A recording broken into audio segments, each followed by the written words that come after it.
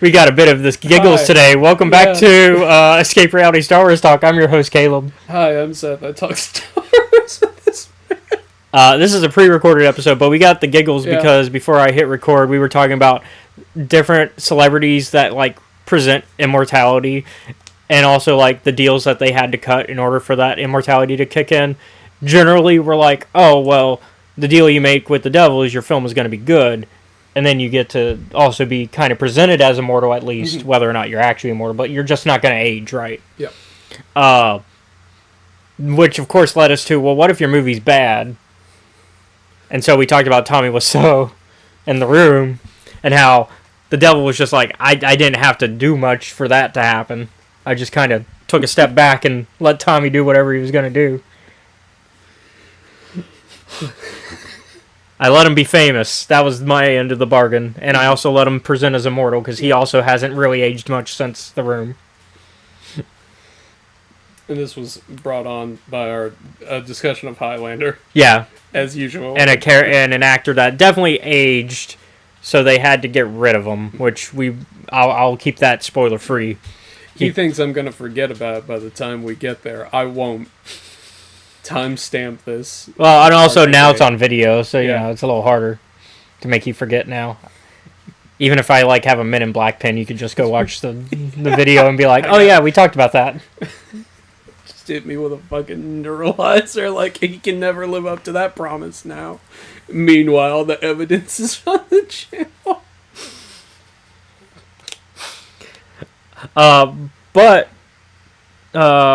We like to normally talk about what we've been up to this week outside of Star Wars before we get into main topics. Probably we'll keep it a little condensed, as we've had, it's a shorter week since we didn't get the whole week. But on channel news, I think we're finally going to start recording for the Highlander podcast, in fact. Speaking of, keeping on track, keeping on subject with Highlander. Because the artwork is completely done for what our poster's going to be and what our little banner for that show. What's the better word for it? I guess the thumbnail, I guess. Because it's a video. I was gonna say poster, but that's not. Like, it's kind of a poster, but it's like if you turn a poster sideways, because it's long. It's horizontal, not vertical. Because most movie posters are vertical. Yeah. Or like posters in general are vertical. This is horizontal. And also it's kind of just going to be the splash screen for most of the time on a video. And then on top of that, it will be... Because I do have plans for like a different type of splash screen to use. Which is basically going to be like... If you ever seen Mystery Science Theater 3000, it's going to be the shadows of me, you, and Britt just watching whatever. And I'll get like one little freeze frame from whatever thing we're watching for that week. Mm-hmm. That way I can legally use that still, because it's just one freeze frame and not, a scene from a movie or anything. We might also do something special for the Patreon side. That way Patreon members get a little something special that the YouTube side doesn't. Things are in my head for that. But I think for the first episode, we're going to talk about the pretty obvious thing, where we're not going to get into any actual book or comic or movie yet. We're going to just, one, explain how the show is going to work, and then two, talk about the reboot, because there's a lot of information that we now know about the reboot, and that can make for a good discussion for our first episode, and kind of give a idea of where the three of us are in terms of the fan, like where we are as fans of Highlander, because I've been in it for a decade with a couple of years on top, like a little more than a decade. You've been in it longer than Britt, and then Britt has seen more than you, and so like. Well, remember, I have repressed memories from the first Highlander movie. Well, I was going to say, though, she's seen more than you because you don't get to hang out with us on Thursdays when we watch the show, which we need to figure out when we're going to record, because Thursdays was the original plan, but now that's like, well, we don't get Seth most times, so... Yep. But that one's going to be a pre-recorded show entirely. I've been banished to the realms of capitalism. But that will be a pre-recorded show entirely, unlike this one where we only pre-record in case of capitalism. Yep. I love it. I love it so much. You can hear the joy in my voice. You mean to tell me you didn't do a House Wins? Well, I did the first time. And every time after it's Yes Man? it was NCR and then Yes Man. That tracks. Yes, so I guess you can do Yes Man win, but still be NCR side because like they don't quite. They're not. Yeah, they don't conflict. They're not mutually exclusive. That was more the word I was looking for. Mutually exclusive. Whereas I feel like picking House really closes off a lot of factions. Legion is a direct no. Yeah. Because they're a direct no for a lot. They're a direct no for everybody, pretty much. Unless you make a deal between them and the cons, but even then the cons always die. Yeah, I know. Doesn't matter who you side with. But you could like at least integrate some of the cons within the Legion before that happens. Yeah. I think the harshest one that I've ever done with the cons is basically being like, yeah, by the way, your tribe's dying out. You might as well lead a suicide charge at Hoover Dam. Yeah.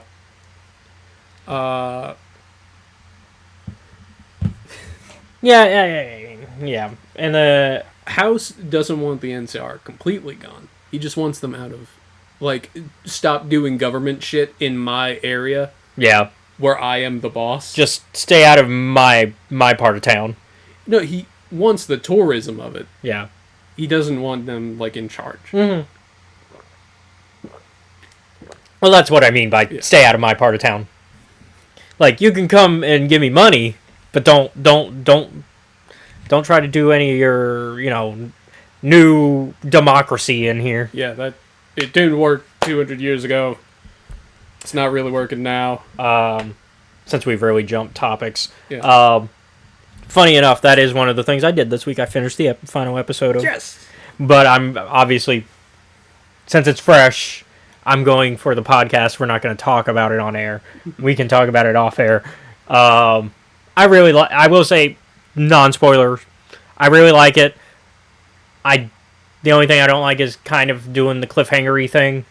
But that's just TV by nature. But I think also that's a problem with doing it in the streaming format, only because the streaming format, unlike traditional television, is not as good at like giving shows more seasons. They tend to are a lot more cancel heavy because shows are more expensive through a streaming format, because usually they put bigger budgets behind them, which then goes, well, we put a big budget behind it. Do we keep doing more? And it's harder to say yes in that state. And so cliffhanging is a harder thing to do on a season finale in the streaming world than it used to be for traditional television. If this was traditional television, I could go, oh, sweet, I know pretty much 80% sure that we'll get more, whereas streaming, less likely. In the case of Fallout, I'm still in that 80%, yeah, we'll get more just because it's been successful, versus like a show that was getting its first season. Like, if this was season 1 of the Fallout show, I'd be less sure. Mm-hmm. But even then, season 1 of Fallout did well pretty quickly, to the point that Amazon was like, yes, more. I think Amazon pulled the funniest trick, though, on everybody. Mm-hmm. The countdown timer. They had a countdown timer on their website, and it was Fallout themed. And so, of course, everybody and your mom, everybody and your brother assumed that this was, Bethesda's going to shadow drop the Fallout 3, remake, whatever you want to call it, remaster, kind of like the Oblivion remaster, right? First things first. We know the Bethesda time schedule for making games. Fallout 3 remaster was not going to be done in time. for that. New Vegas even less so. And while, yes, we got confirmed that they were in the works, we already kind of knew 3 was in the works because when Microsoft acquired Bethesda, like their development schedule basically got leaked. Mm-hmm. And so we knew about when some games were supposed to come out, even the Oblivion remaster. And it was a case of basically just add 2 years to what they put on that schedule, and it's actually been really accurate if you just add 2 years to a lot of that stuff, beyond the year it came out. So the year it came out, stuff that they said was going to come out came out, but anything after that, just add 2 years, and yep, that's basically when things came out. And so Fallout 3 was on that, and so we'll probably still get it this year, at worst case next year. And then New Vegas wasn't on that schedule at all, and so I'd say add 3 years to whenever we get 3 to when we get New Vegas. That's my guess, but yeah, the other reason that it was a dumb guess, it was Amazon that was doing the timer, not Bethesda. And Amazon is not in charge of when these games come out, and has in fact probably no knowledge of when these games are coming out. They just worry about promoting their show. It turned out the timer was just a fun little 3D tour of the Lucky 38 that included behind the scenes stuff from season 1 and season 2. So you got some cool from season 1. You got some why are words failing me? The drawings for scenes before you film them. Storyboard? Thank you. My brain is. My first thought was schematics, but I'm like, because storyboard, yes, 38 and robots. But yeah, you got. I was like, oh wait, no, film. Yeah, film stuff. Yeah, storyboards. So you got some cool storyboards. So you got the storyboard for when Lucy is leaving the vault for the first time, which is a really cool storyboard to see, and so stuff like that. And as somebody into that stuff, cool. That's cool for me. But I can see why people would be disappointed, and I do think it was kind of dumb that Amazon presented it this way.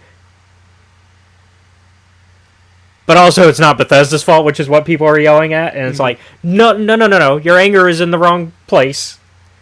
Bethesda is not in charge of what just happened here. Todd Howard, while he has a lot of things we can be mad about, this is not one of them. He gave us Elder Scrolls Redguard. That's the thing you can be mad about. I like Redguard, but I also understand it's not a good game. When's the next Elder Scrolls game coming out, Todd? Before the next Fallout game, before the next actual Fallout title, not the next Fallout game, because we're going to get Fallout 3 before we get Elder Scrolls 6, but by next Fallout game, I mean Fallout 5. Which even then, Todd's kind of been like, who knows? Maybe we'll get Fallout 5 first? Because Fallout's really his baby, and he doesn't really... Which is weird, because that's the one he acquired, not the one that he actually helped make. Because... Not Star Wars rant, but Bethesda lore rant. So, while Todd Howard did not create the very first 2 Elder Scrolls games and had no part of the creative process on those, he had some... he was, a low-level, writer on those games. Or at least on 2. I don't think he was on 1. I don't think he was involved. I'd have to relook. You know what? Researching. I have the computer. The rage research is. I have a computer right in front of me. I can look up anything, right? Literally, the world's knowledge is in front of me. And yet he only uses it at this point. His first game development credit for Bethesda was as the producer and designer for Terminator Future Shock. Not a great game, by the way. Followed by work as a designer on Skynet and so Elder Scrolls 2, I was right about my guess. Elder Scrolls 2 was the first one that he worked on for Elder Scrolls. And then his first time as a project lead was Redguard. Now, Redguard is not a proper Elder Scrolls game. It's a one of the three side games that we ever got regarding, well, four, because the mobile game that's also on the Switch technically also came out, but old school we got two, and then we had like the mobile game that you can no longer play because it's on like old school Engage style mobile phones, and then you got the modern one, the one where you play as the knights that are the blades, where you play as a blade, the last blade, because of what happens in Elder Scrolls lore with, that certain evil elven empire. But anyways, Redguard was his first one that he was a project lead on. And a lot of the lore that is kind of stuck around in Elder Scrolls since comes from this game. Like, you get a lot of the Redguard lore that's really good, and the writing is actually really good in this game. It's a adventure game with some very poor platforming, because you're on a MS-DOS, and stuck camera angles are kind of not in your favor. So unless you're like constantly saving, and also the sword combat kind of is it's a little clustery. It's a little old school where you're doing the swiping your mouse in the direction of the swings type stuff, which Elder Scrolls 1 and 2 we're still doing, but like by the next Elder Scrolls game that we get after this stops being a thing because it's Morrowind. But a lot of stuff has kind of stuck around, like Strauss Mackay, and hell, even Oblivion references Cyrus. But a lot of the interesting things about the Imperials also was introduced in this. And so, like, there's a lot of cool lore here. So it's very interesting that the game where I think the game series where Todd Howard, I think, has more inspiration on it is the one he cares about so little. He doesn't care about Elder Scrolls. Fallout is his baby, and that's just because he was a fan of the games growing up, and then he was like, I dislike tactics, but I'll keep it canon, because you and I have had this discussion. You are wrong. Tactics is canon. It's the other one that's not canon. It's Brotherhood of Steel that's not canon. The one that's just Baldur's Gate Dark Alliance. To the point that Interplay got sued. Oh. Because they used because the developers of the second Dark Alliance game, they owned the engine that was used for that. And Interplay was like, well, we contracted them for that engine to make Dark Alliance, so obviously we still have the right to use that engine, right? So we'll just straight up use that engine and create a Fallout game using it. And then Snowbird was like, actually, that's our engine. So we're going to take you to court at the worst time possible because you already are going bankrupt. You already owe so much to the bank. And also, BioWare suing you. And then in a few years, Atari's going to sue you because you tried to do a D&D game when Atari has the license for D&D. And that is how Interplay died. So if you're ever wondering why Fallout went for sale, and then Todd Howard was like, "Oh, sweet, I'm gonna buy this franchise because I hate Brotherhood of Steel, and I need to make good Fallout games." Spite motivates people just as well as I need to make good Fallout games because I love Well, he loved Fallout, is what it is. He loved Fallout. He just didn't much like every fan of Fallout at that time. They hated Brotherhood of Steel. Which I will eventually play on the channel just for the ha-has, because we've already played Dark Alliance. So obviously I gotta play its... Wasn't, like, there a new Dark Alliance game that everyone was mad because it was a beat 'em up? But that's what Dark Alliance... Yes. I know, because me and Ethan played it. We actually liked it. Yeah. The only problem we had is that Ethan didn't read what any of the fucking ability scores did. I think a lot of people were like, oh, D&D video game, so obviously RPG. Yes and no. This is a case of read the fucking tags. This is also a case of know your history of the franchise that they're rebooting, because Dark Alliance was always a hack and slash series. And that's what the Baldur's Gate... Because, like, it was like, how do we bring Baldur's Gate to console? Because at the time, Baldur's Gate was not on consoles. Nowadays, you can play Baldur's Gate on console. Baldur's Gate 1 and 2 on console.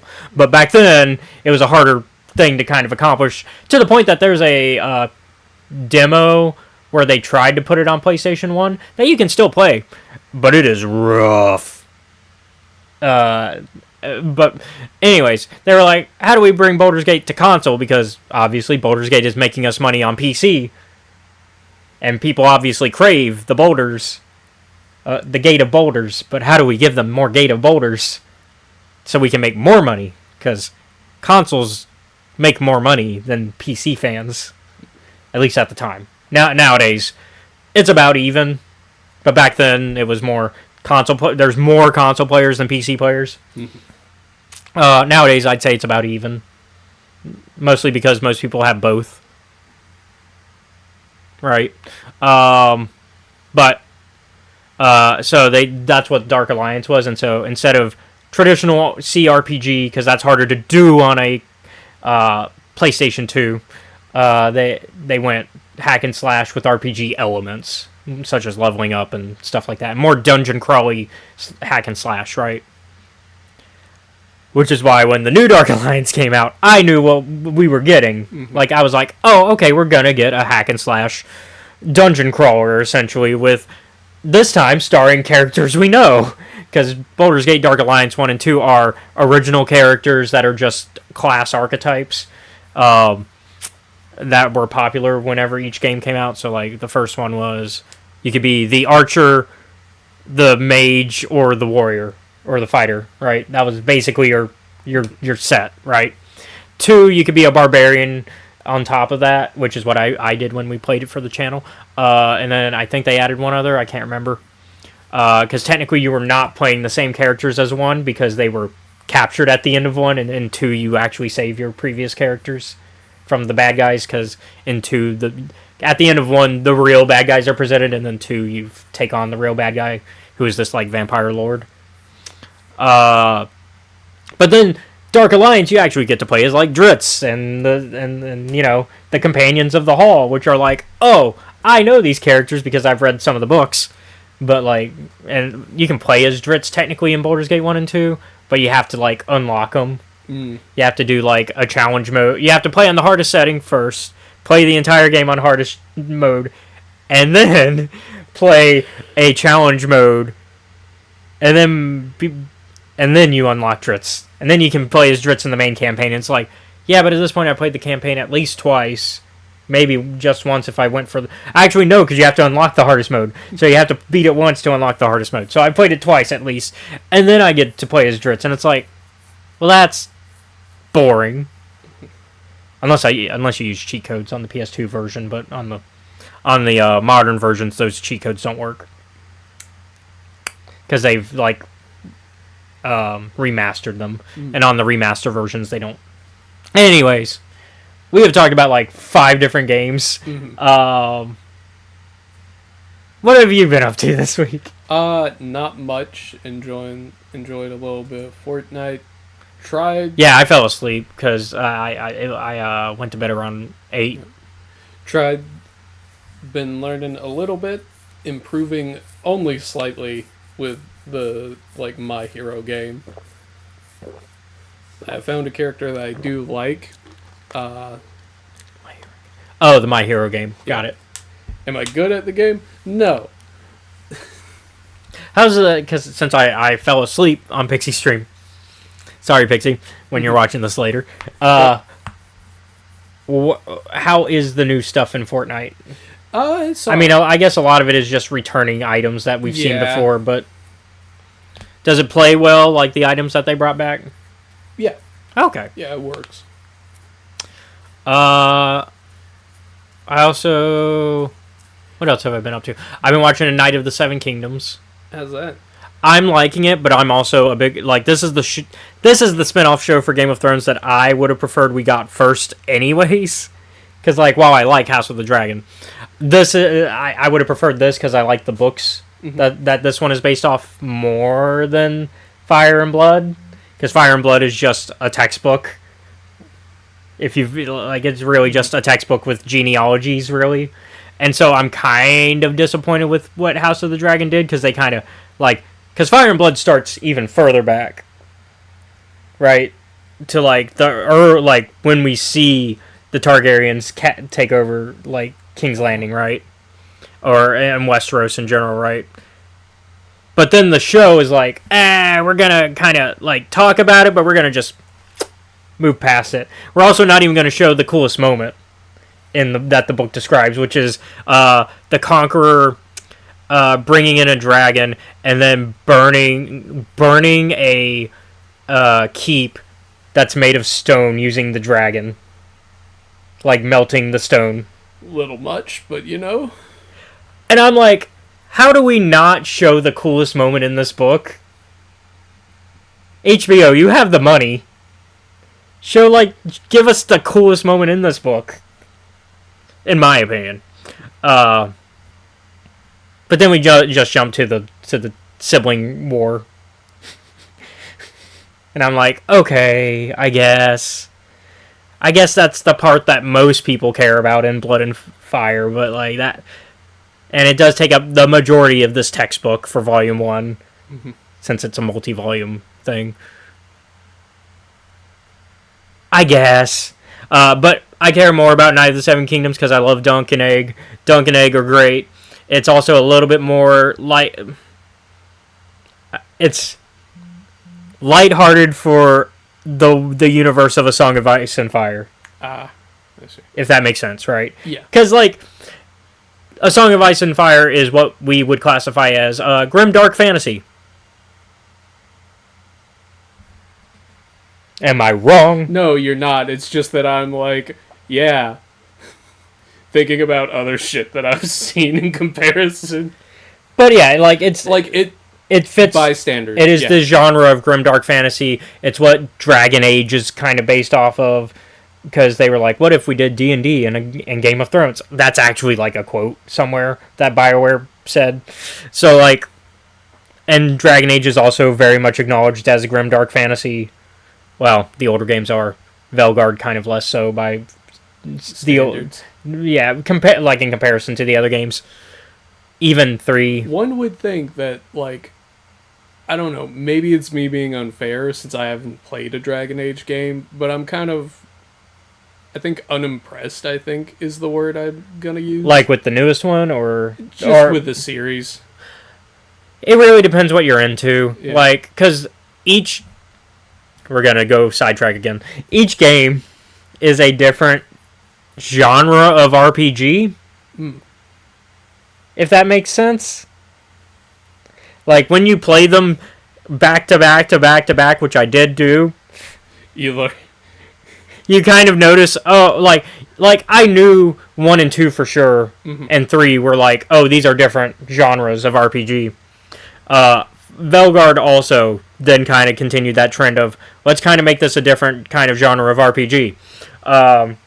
Because Origins, the first game, is very much based off the previous CRPG that BioWare had done. Well, technically they had already done Mass Effect at this point, but it's not considered CRPG. The previous fantasy CRPG they'd done, Baldur's Gate. 1 or 2, they did both. It is more tactical, it's real time with pause, combat, you know. It's plays how Knights of the Old Republic plays, because Knights of the Republic does the same thing. It's kind of just, which is also BioWare, right? BioWare kind of just evolving their style of real-time with pause combat, right? Until they finally just gave up on real-time with pause and just went action RPG with Mass Effect, right? But then 2 is action RPG, which still has real-time with pause mechanics, but it's less tactical. It's less I'm pausing to, like, do tactic things. Unless you play on, like, the hardest settings, and even then it's still very easy comparatively to Origins. Also, fans kind of like 2 less because that's the first one under the EA. Although, actually, Origins was under EA also, but people tend to ignore that. But 2 is the one that people go, EA is the reason it changes. Like, EA was already involved. EA was involved from the start. The game you like still had EA's name on it. I like 2 still. 2 has a good story, and even then, it's if you like action RPG over like tactical CRPG, you'll like 2 more than Origin. And then 3 goes even further into the action, like to the point of where it's even less like if you're a mage, you're just holding button. Unless you're unless you're like picking a specific spell to cast, right? It's also a little bit more open world than both of them. Well, 1 was pretty open world. You could go all throughout like one of the continents in the game. 2 was very much self-contained into one city, which was interesting. Seeing a 40-hour RPG within the context of just one city over like a 5-year period. Lot of tension. You would also like 2 because I think you would like some of the how the Grimdark kind of fits into the aspects of 2. But yeah, Inquisition, which is 3, lets you go across both 2 different continents. So it lets you go over the continent that you're in the first game, and then it also lets you go into the northern continent, which is just Dragon Age France. It's Orlais. Because there's Ferelden, which is like Europe, and then France, like specifically like Britain, Europe, and then like you go to France, which is Orlais, and then Velgard, which is the most recent one, goes more hack and slash action RPG. Yeah, is how I would kind of classify it. You've seen me play it, and that one's more hack and slash. And so yeah, but it's still action RPG. But and that one has no real time with pause mechanic. It kind of plays more similar to like Final Fantasy VII Rebirth and Remake, the remake series. More modern Final Fantasy games. So really, it depends on the flavor of RPG. I think for me, right, whenever someone is like, oh, this is a grimdark. Yeah, going back to like genres. Yeah, to me, I'm like, okay, so my immediate comparison, like specifically in video games, for me, it's like, got it, Soulsborne. I would say Souls goes a little bit further than even Grimdark, though, because it goes into, like, Eldritch, almost. That's always a constant. And then, like, if that's my starting point, right, you can see where the problem is. Yes, because I would say... It's like getting thrown into the deep end, learning to swim, or the other option is you die. And then you going... Well, I've conquered that, and so... And then everyone else is like, yeah, we're kind of like, dark, and it's like, they're in the kiddie pool, it's comparatively, in this weird metaphor that I've created. You're the goth kids in South Park. Just judging them as the... I'm like, what are you fucking talking about? You're getting mad at the vampire kids, and you're like...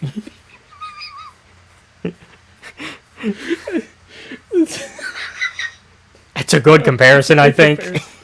I'm like, I think it's because I started there instead of like, at a normal spot. Game of Thrones, no, except even that's a little bit, like, it's like, well, depending on what age you are, tossing you into Game of Thrones off the bat. We'll start you with Dragon Age. That's while rated M, it's a little bit slightly more. I think the problem with Grimdark is there is no starting point. Yeah, there's no starting. I will say this. My opinion, good book series for Grimdark to start, which is a weird sentence to say. Probably, you could probably get away with The Witcher. Probably The Witcher. Don't start with the short stories, though, because the very first short story is about sexual assault. The Night Angel trilogy by Brent Weeks, that is a good one. Because the very first of the short stories, if you're going chronologically, because if you do the short stories, because technically they happen before the main books, the first one is the first episode of the show, which is the Snow White Snow White story, except she's a bandit, and the reason for doing it is because she got sexually assaulted by the Lord. That's why. Yeah, so maybe don't start The Witcher there. Yeah, but you can read the main books first.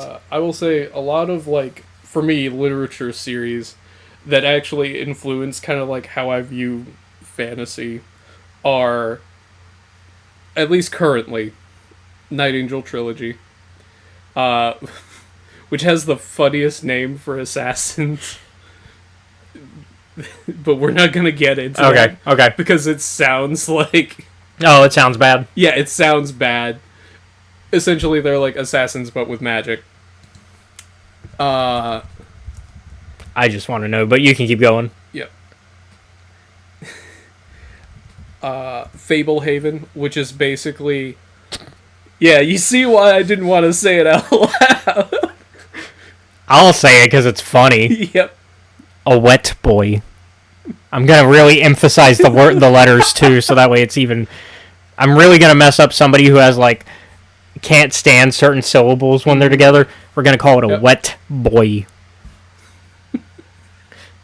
Really say it into the mic just to really mess with somebody. Okay. Night Angel trilogy. That's a good one to start with if you're going for like a darker tone. However, the lighter tones that I started with were Fablehaven, which is basically a 5-book series of, we spend time with like our grandparents on basically a magic nature preserve, which is, it's fun. It's a nice ride. My grandma got it for me when I was young because she was like, well, you have the same name as one of the characters in this book. I'm sure your mom, who's like hyper religious at the time, won't mind at all. She didn't, because she never read those books. Yeah. Another one. And nowadays, she probably wouldn't care. No, she would not care nowadays. Another series, it's also really good, Ranger's Apprentice. Oh, yeah, I've seen that at your house. Yep. There are like 12 books in that series, and each of them is very, very good. Are you excited about the Brandon Sanderson stuff that's being made into shows soon? Trying to remember what he's responsible for. Well, he finished. His big thing is the Mistborn trilogy. Surprisingly, Stormlight Archives. Here's a surprise from me. Not stuff I've read. One would think, but no. Definitely up your alley. Apparently, he recently got a deal to have like his stuff turned into shows. Finally. I forget who's doing it. It's not Netflix. Thank goodness. It's not HBO.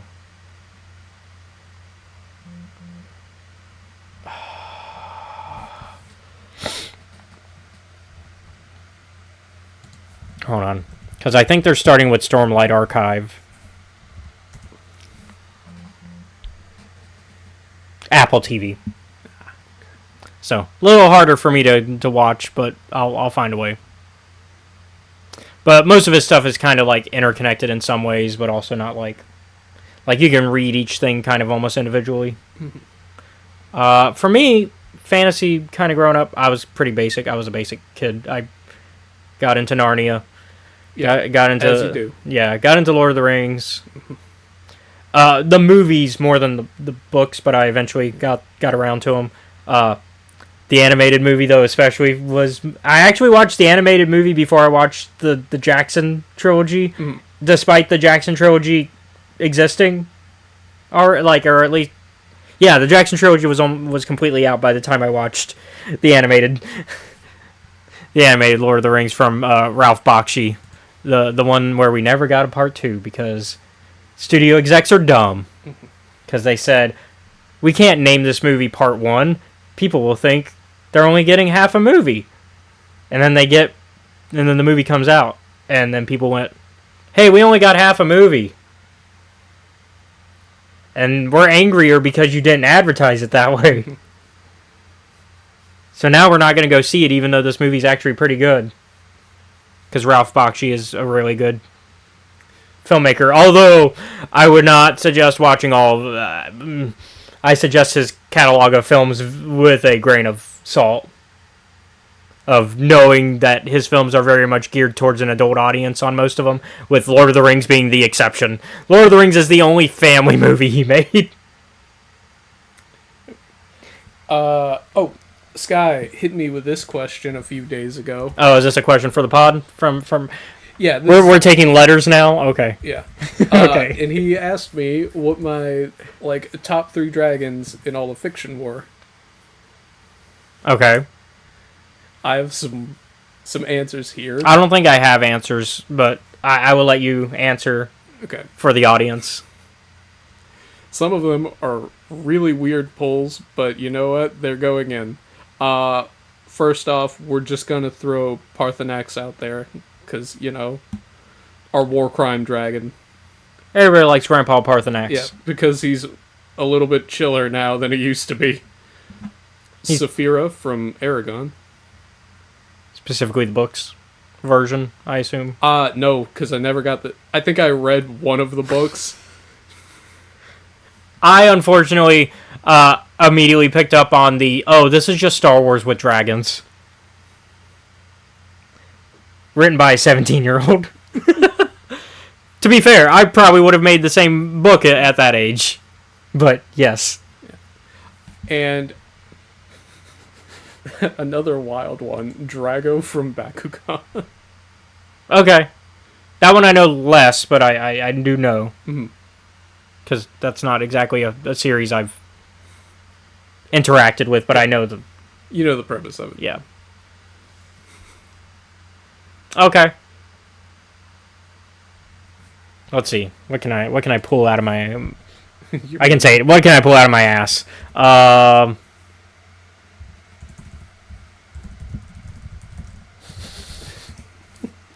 think that's the first one I want to... Yeah, we're going to pick Thimbershad as our first one, just because he's just a little guy. He's a big guy, but he's just a little guy. He's just a roly-poly dragon. He's just a little guy. We love Thimbershad around here. And he's canonical to the RPG, not just the movie for D&D. Even though he was in the movie, he was already existing, and they didn't change a thing about this man. This little guy. Let's see. Trying to think if he counts. Who? We'll count Schmog. Because at least in live action version, he is a dragon.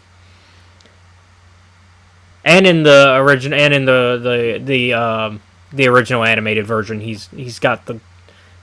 Hold on, wait. Just so you know, they don't have legs. To be... Oh. Worm dragon. Oh, we're being that level of pedantic with it. Okay. We didn't have to do that. But we'll get Schmog in on the action, because Schmog is like... I figure he gets there on presence alone, right? And also because of, he's kind of grandfathered in. You kind of just when you're talking about dragons of all fantasy, I think he gets at least an honorable mention somewhere. Mm-hmm. Like, he's got to count. And then, what do I do for 3? Yeah. That's the... And these are in no particular order, obviously, since I'm just kind of last minute pulling. What? It doesn't count. It doesn't count? It doesn't have wings. Oh. I was gonna jokingly say the Crate Dragon from specifically Knights of the Old Republic video game, but while it has the 4 legs, it doesn't have the wings. It's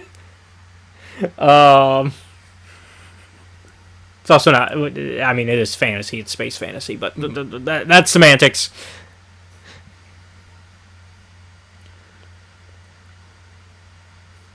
We gotta count at least one Game of Thrones dragon, right? Not necessarily. None of mine were. No, but I'm It just shows you what I think about their dragon. It's got to be on the list, like in both. Like if we're talking both of our lists combined, like it's got to. But which one? I'm trying to, because there's so many now. Although, according to George R. R. Martin, we cannot count the TV show House of the Dragons because they are.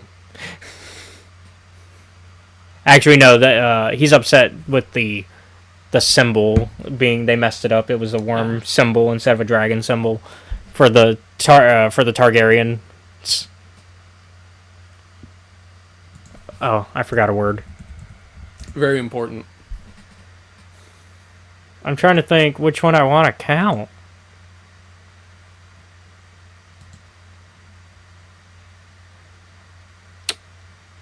See, it was her favorite, but we're not gonna go with her favorite. I don't think.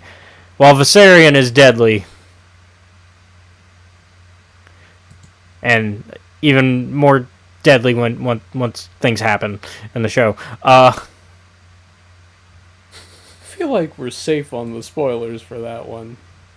Yeah, it's been out for a while. Once it dies and comes back, okay,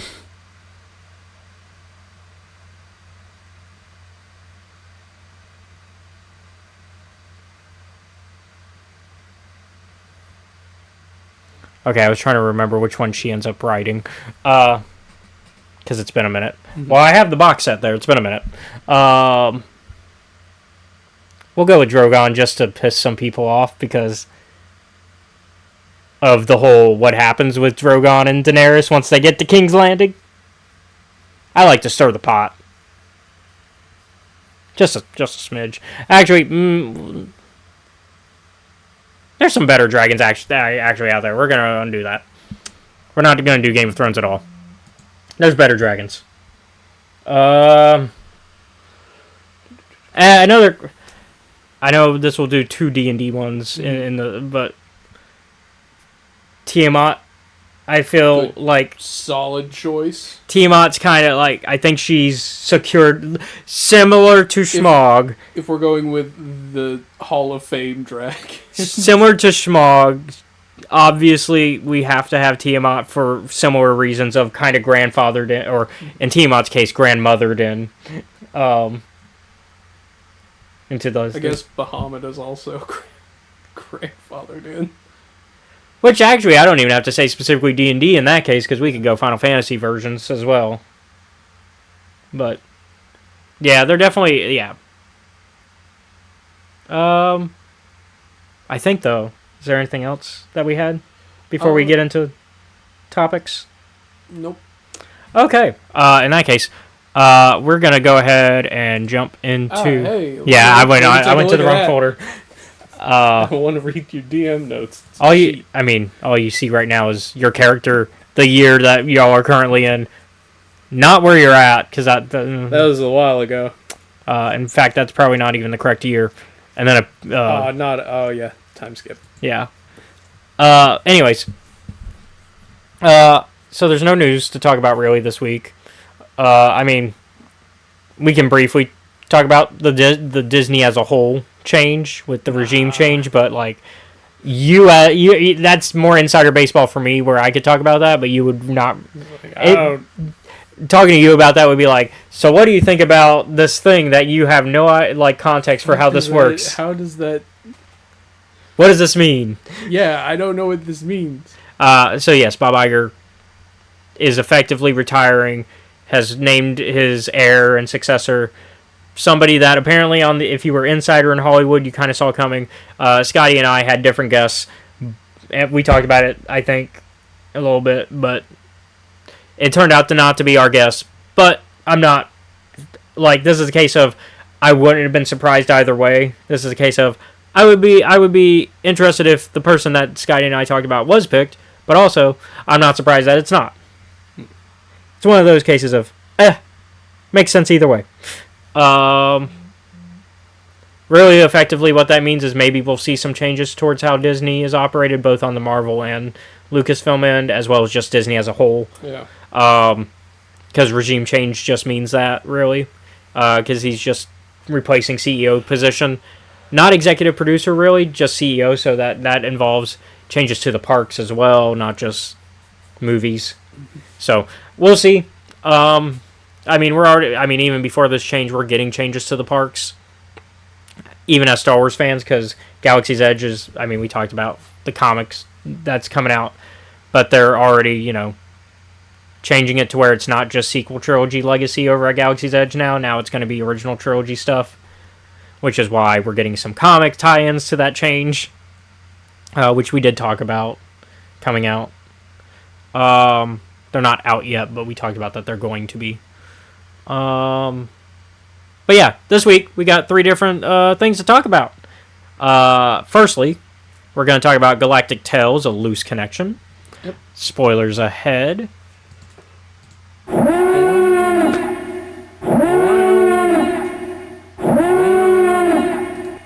And fun fact about this issue of Star Wars Insider, I didn't give you the full copy of Insider, I just gave you the short story. But one of my mutuals now that I've made on TikTok is actually featured in it for that issue, because it's the 10th anniversary for the Force Awakens issue, which is why the short story is Force Awakens.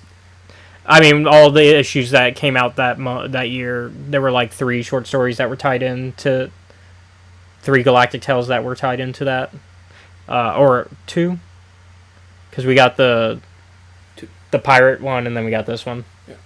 Yeah. But yeah, she's a cosplayer and she does Rey cosplay, and so she was somebody featured when they interviewed her, as well as somebody else that was a Finn cosplay. All right, getting into this story though.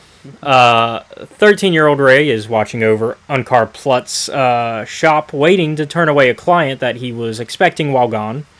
When Basilisk smuggler MJ shows up to pick up what she needs from Unkar, Rey turns her away, telling her to come back tomorrow, which upsets MJ. To the point that Rey kind of has to put down the barrier and kind of just ignore her, as MJ refuses to leave and is constantly knocking on the barrier. Almost aggressively. She definitely aggressively pokes her finger through the grate when it's before the barrier's put down. But eventually MJ manages to convince Rey to let her inside Unkar's very small stand with her until the sandstorm that's going on outside dies down. Realizing Rey is just a child, MJ gives her some rations and tells her some stories about Han Solo and Leia for a bit. Rey enjoys the story, but is still suspicious of MJ because she's being asked too many questions about herself. Where are your parents, kid? Out and about. Are you thinking they'll come, or are they gonna come back to get... Stop asking me stuff. Okay, then. Stop asking. So, eventually, though, MJ reveals her motive is to, the reason she's there is to just fix her droid, Ellie, which is a combination of a Pip from the Acolyte and a Gonk droid. Which I think that's kind of a cool design, the way they explain it. It's got, the Pip as the head, essentially, as the face. While Rey doesn't have access to the parts needed for a long-term solution, because they're locked up, she is able to help restore enough power that Ellie comes back online and has time to be fixed tomorrow when Unkar comes back. MJ is appreciative as she sees Ellie as her family and gives Rey another ration pack. Not as payment, mind you, because Rey is very suspicious of that at first. She's like, why, you're giving me free food. Why give free food? But it's really a sign of their friendship before MJ leaves to go to her ship now that the storm is gone. and with plans to come back tomorrow. Rey later enjoys her extra food and reflects on the day she's had and how it sadly is one of the better in recent memory. Thankfully, though, we know that she has a strong future ahead of her. Yeah, you were like, why are the Galactic Tales stories so sad? I'm like, this one kind of has a little bit of a hope in it. Like, I'm like, yeah. Because pretending to feed your doll and then eating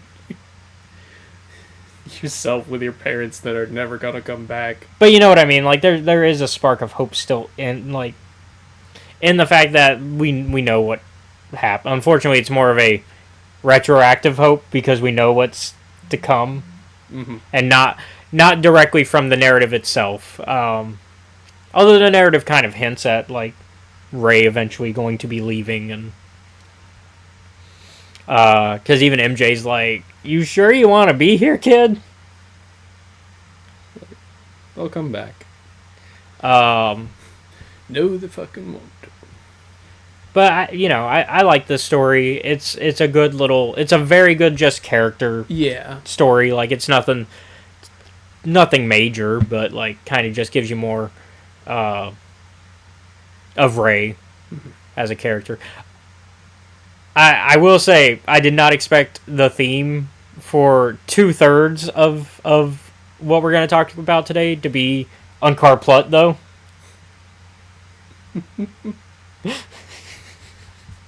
Y'all will see what I mean in a second, as next up is Han Solo Hunt for the Falcon. Once again, spoilers ahead. Oh, Galactic Tales story, 7 out of 10. Oh, yeah. Yeah, I'd give it about that as well, 7 out of 10. It's not bad, It's just not, like... It's nothing to write home Yeah, about. yeah. Like, it's solid. 7 is still solid. But yeah, so we jump ahead a few years for Hunt for the Falcon, where we find Han and Lando decades after Return of the Jedi as owners of their own racing teams on Malastare, which we knew about. We had heard references to this before with Han. I forgot that Lando also had his own team. But yeah, Han is still dying for the excitement of the past, though, as he takes over driving for his team just to get them disqualified because he wasn't the official driver. Han has a I can't sit still problem. He's got a little bit of that ADHD. Yeah. Civilian life does not agree with this man at all. Lando, on the other hand, is taking things a lot more calmly and has grown less competitive with age. To the point where, like, his team is losing, and Han's like, "Your team's losing, aren't you mad?" And Lando's like, "There'll be other races." Yeah, I can sit here and drink my alcohol and enjoy life. Bless you. Thank you. Everything's hitting at once right now. But yeah, we also context. I'm the one with allergies. He's not. We also see Han's regrets at losing the Falcon that, for a moment, Lando mistakes as regret at losing Leia. Did you not read it that way? No, I think that's the way it's intended to be read. It's just very funny that every time they're like, "Oh, you're upset because you and Leia aren't together," and Han's like, No, I want my ship back. Well, in this case, Han is so obtuse he doesn't even realize that that's what happened, because they have a what, huh moment where it's like a, you know what I mean, where in fiction they'll be like, "What'd you say? Huh? Never mind." I miss her. Your wife, right? Huh? Never mind. It's essentially what happens in that conversation. So, taking along his droid C4DO, which I think it's very funny that Han has a protocol droid, despite his well-known dislike for them. He begins going from planet to planet to find information on where the Falcon is. Yep. He quickly learns that the ship is currently owned by Gannis Duquesne, but it is being held by people that Duquesne owes money to. Traveling to Oskatoon, they are within reach of the Falcon, but begin to be attacked by the holding yard security and are forced to retreat. Han heads to Kashyyyk to get an old friend as reinforcements. Yeah. There we see the canon holiday special home. we get to see the inside, and it looks exactly how it does in the really bad holiday special that's not canon. And even back then, everybody was kind of like, yeah, we're just not going to acknowledge this. We even get Mala. Yeah. And a now grown Lumpy who goes by Waru now. He's too old to be nicknamed Lumpy. Lumpy's a kid's nickname. Is definitely what is going through Waru's mind with that, right? Whereas his dad still goes by Chewie. But Chewbacca, speaking of, Waru and Chewbacca just arrived home after a fight against a Washak spider to have dinner with Han. After some talking, Chewbacca agrees to go with Han on a piece of junk that Chewbacca owns. The first time we ever see that Chewbacca has his own ship. Mm-hmm. Meanwhile, Duquesne is already moving on from Oskatoon with a junker of his own, and is willing to screw over or kill anybody that gets in the way of his profits.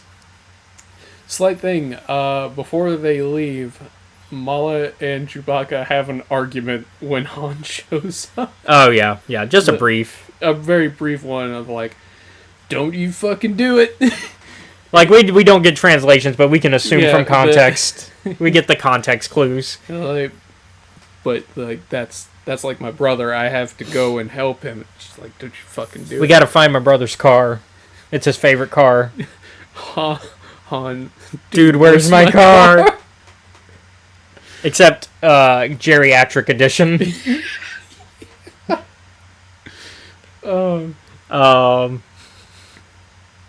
But yeah, Duquesne's kind of just like, I'm gonna sell this hangar that isn't mine. Bye. Later. Also, I'm gonna now kill this guy that thinks maybe we shouldn't be making these deals. Okay, fine, more money for me. Out the airlock. Yep. So yeah, Duquesne is very much profit-minded. Money. Also, don't turn us in. Why would we turn ourselves in? That's a really dumb thing to do. Why would we do that? But before the break-in starts, back on Oskatoon, Chewie has a call with Leia where she tries to talk him into going back home, but he chooses to stay and help Han, but doesn't tell Han who he was talking to. I actually like that Leia is kind of sprinkled throughout this comic and kind of shows the problems Han has with his avoidance. Mm-hmm. He kind of has an avoidance issue. With just an offhand mention, I mean, at this point she's just had a few offhand mentions and a picture of her and Baby Ben, and now her talking to one of the characters, but not Han directly. Mm-hmm. I kind of like how she's used in this comic to kind of reflect towards Han as a character and like where he's at, and kind of like the real reasons he's doing this, because it's not about the ship. It's because there's a gap in his life, and he thinks the ship will solve it. That's really what's going on. He's not happy because he doesn't have his family, is what's going on. And everybody around him is trying to point this out. But he thinks it's the ship. Mm-hmm. Once again, because of his avoidance. I'm trying to figure out where this is timeline-wise, right? So it's still at least a couple years before Force Awakens. Yeah, what I mean is, the hell is Ben/Kylo doing at the moment? Training under Luke. Okay. He'd be training under Luke at this point still. He's not quite yet done full-blown massacre. Yeah, because I'm like, this would be a really shitty time. I can double check the timeline, but I believe he is not yet.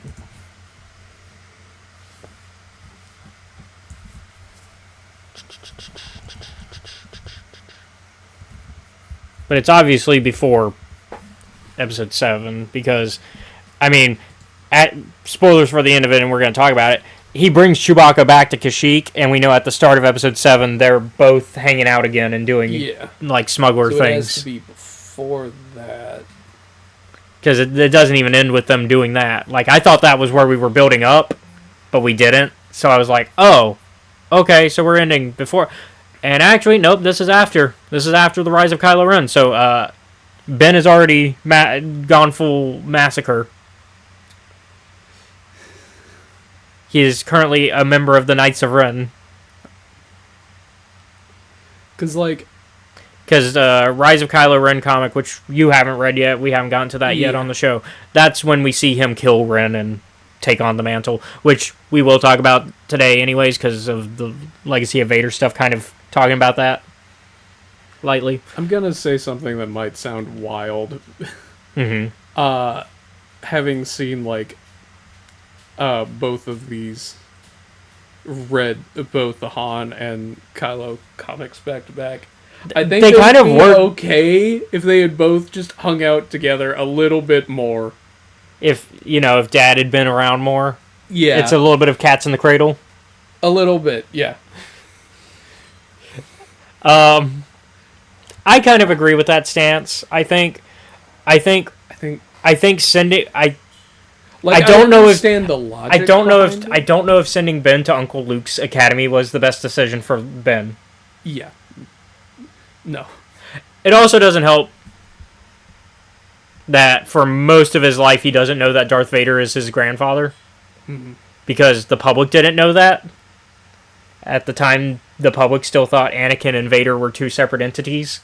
And for some reason, Leia, being the mother that she was, who really hated her father and never got over her father, like, never forgave him.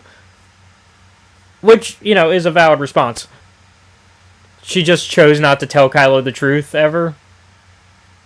And then the way Kylo learns is on the news because somebody decided to do a smear campaign against Leia using that as info. Yep.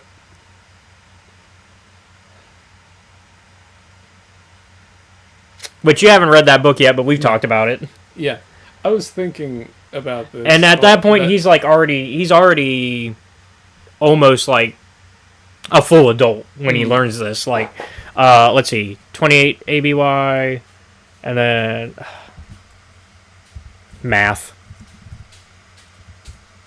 Time to do math, because I always forget specifically how old he is by...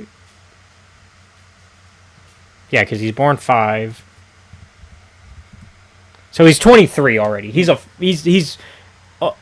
adult, and he's almost like full, like almost full brain capacity adult. So, like, not the best time to finally learn that. Yeah. And on top of that, he's already kind of been struggling as a student, where he kind of is seeing that despite being part of the Skywalker lineage, he's not keeping up 100% with his classmates. Where he's like, I think I should be better than them. And Luke's like, hey, some people it's easier, some people it's harder.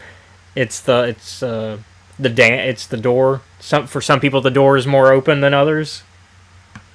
When it comes to using the Force, that's the like what he kind of gives as his.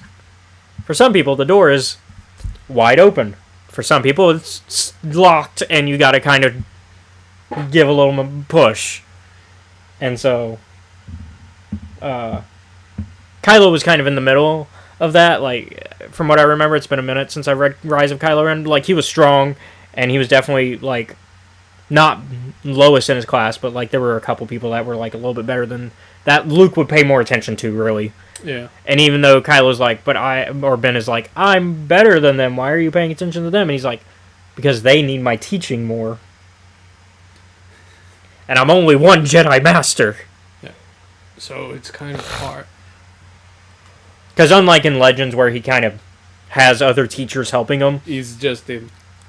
Yeah, in canon, it's just him. It's a little bit much. See, this is what... There's like 6... Oh, God, I was about to make the joke. There's like 6 to 8. You almost caught me, Internet. There's like 6 to 8 students that he has, really. Okay. Scrap 3 of them. Could probably graduate your nephew, honestly. Really, I don't know why you didn't. Well, I do know why you didn't, because he wasn't ready. It's the Anakin situation. If you're not ready to be knighted, technically, so we shouldn't. Like, you're emotionally not there. Yeah. Like, scrap 3 of those students, though. Yeah. Because, like, I would say, or find ones that are emotionally and, like, training ready to be presented as knight, and then promote them, and then maybe have them start teaching. yeah. You know, the way the system is supposed to work. Yeah. But also, we kind of get the idea that since his academy's not as big, Yeah. it's whereas, like, in Legends, it gets big. Which is why he has, like, Hal Katarn eventually become a teacher and a few others, right? I think we'll see, at least in Rey's school, we'll see whenever we get the new Jedi Order movie. I think Rey's version will have other people involved. We'll talk more about Kylo later. Yeah. But yeah. Back to his dad. So yes. Once they break into the holding yard, they don't find the Falcon, but do find Duquesne, who claims that the Irving boys have the ship now. Han and Chewbacca force Duquesne to come with them. We then get a flashback to a better time when Han had his family, letting a young Ben pull the switch that jumps them to hyperspace. Han, Chewie, and we'll get a few more of those flashbacks. Han, Chewie, and Duquesne arrive at Cathal Outback, where they leave Duquesne locked up in a smuggler's pocket of the ship, while Han plays sabacc against a couple of the Irving boys. Before any valuable information can be gathered, though, Duquesne has freed himself and alerted the local authorities that Han is planning some trouble, creating chaos in the gambling hall as blasters fire from every direction, and Han is forced to work with the Irving boys to get out of the mess. But it's too late, as Duquesne has now stolen Chewbacca's ship, making that 2 ships that Slimeball has stolen from them.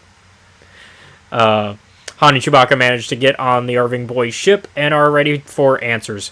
We get another flashback to Han as a father, where Ben uses some rewiring skills, definitely taking after his father and grandfather, to fast forward his schooling droid's lessons so that he can play mechanic and racer with his dad, much to Leia's chagrin. Han and Leia have a slight disagreement about what Ben's priorities should be before Han accidentally crashes the speeder he was modifying into a tree, thankfully with nobody in it. Although he was about to put Ben into it. But this ends the argument with Leia's point of him still being irresponsible, kind of hanging there. And now proven.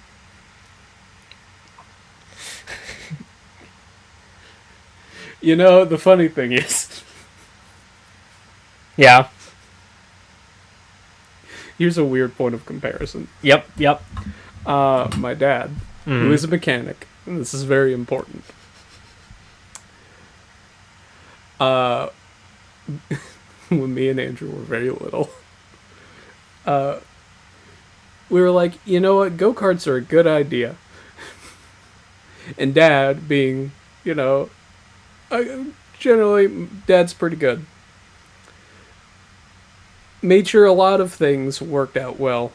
Thing he did, we forgot one thing before we started using one of the 2 go-karts he got us. We forgot to make sure that the brake worked. That's a pretty valuable part of any vehicle. Yeah. It didn't go very fast, though, so this wasn't a No, it wasn't problem. like a, yeah. Yeah. But it was it's a very funny point. Whereas, in comparison, that speeder went right into the tree. Just went. Like, Han turned it on and it was in a tree. That's how fast. Yep. So yeah, I think Leia's kind of right on this one. Maybe let Ben finish his schooling first, and then y'all can play. See, here's the thing. Dangerous race cars. Here's the thing. I don't think it would have mattered. No. But he also should finish his schooling Yeah, sure. properly, not speed running it. Literally, the droid's just going. Da-da-da-da-da-da-da-da-da-da-da-da-da. I mean, he wasn't wrong. It was about the galaxy. But the main lessons. What are Yeah, the main lessons? it Oh, was- Han doesn't. Ben doesn't know that. This is big. This is a big galaxy, and we should listen to people. There. A summary, Mom. Man, that's not even a summary. That what's that? Oh, what's that old school book where you could get the summaries for a book without reading it? You know what I'm talking about? Mm-hmm. You could pay for them.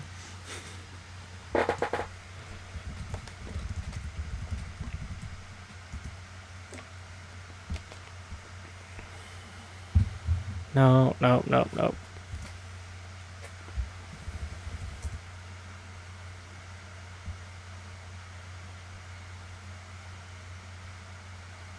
I can't remember the name of it now.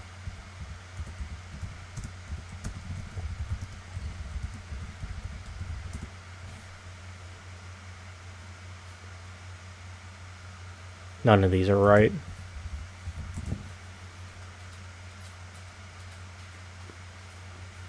Oh, well.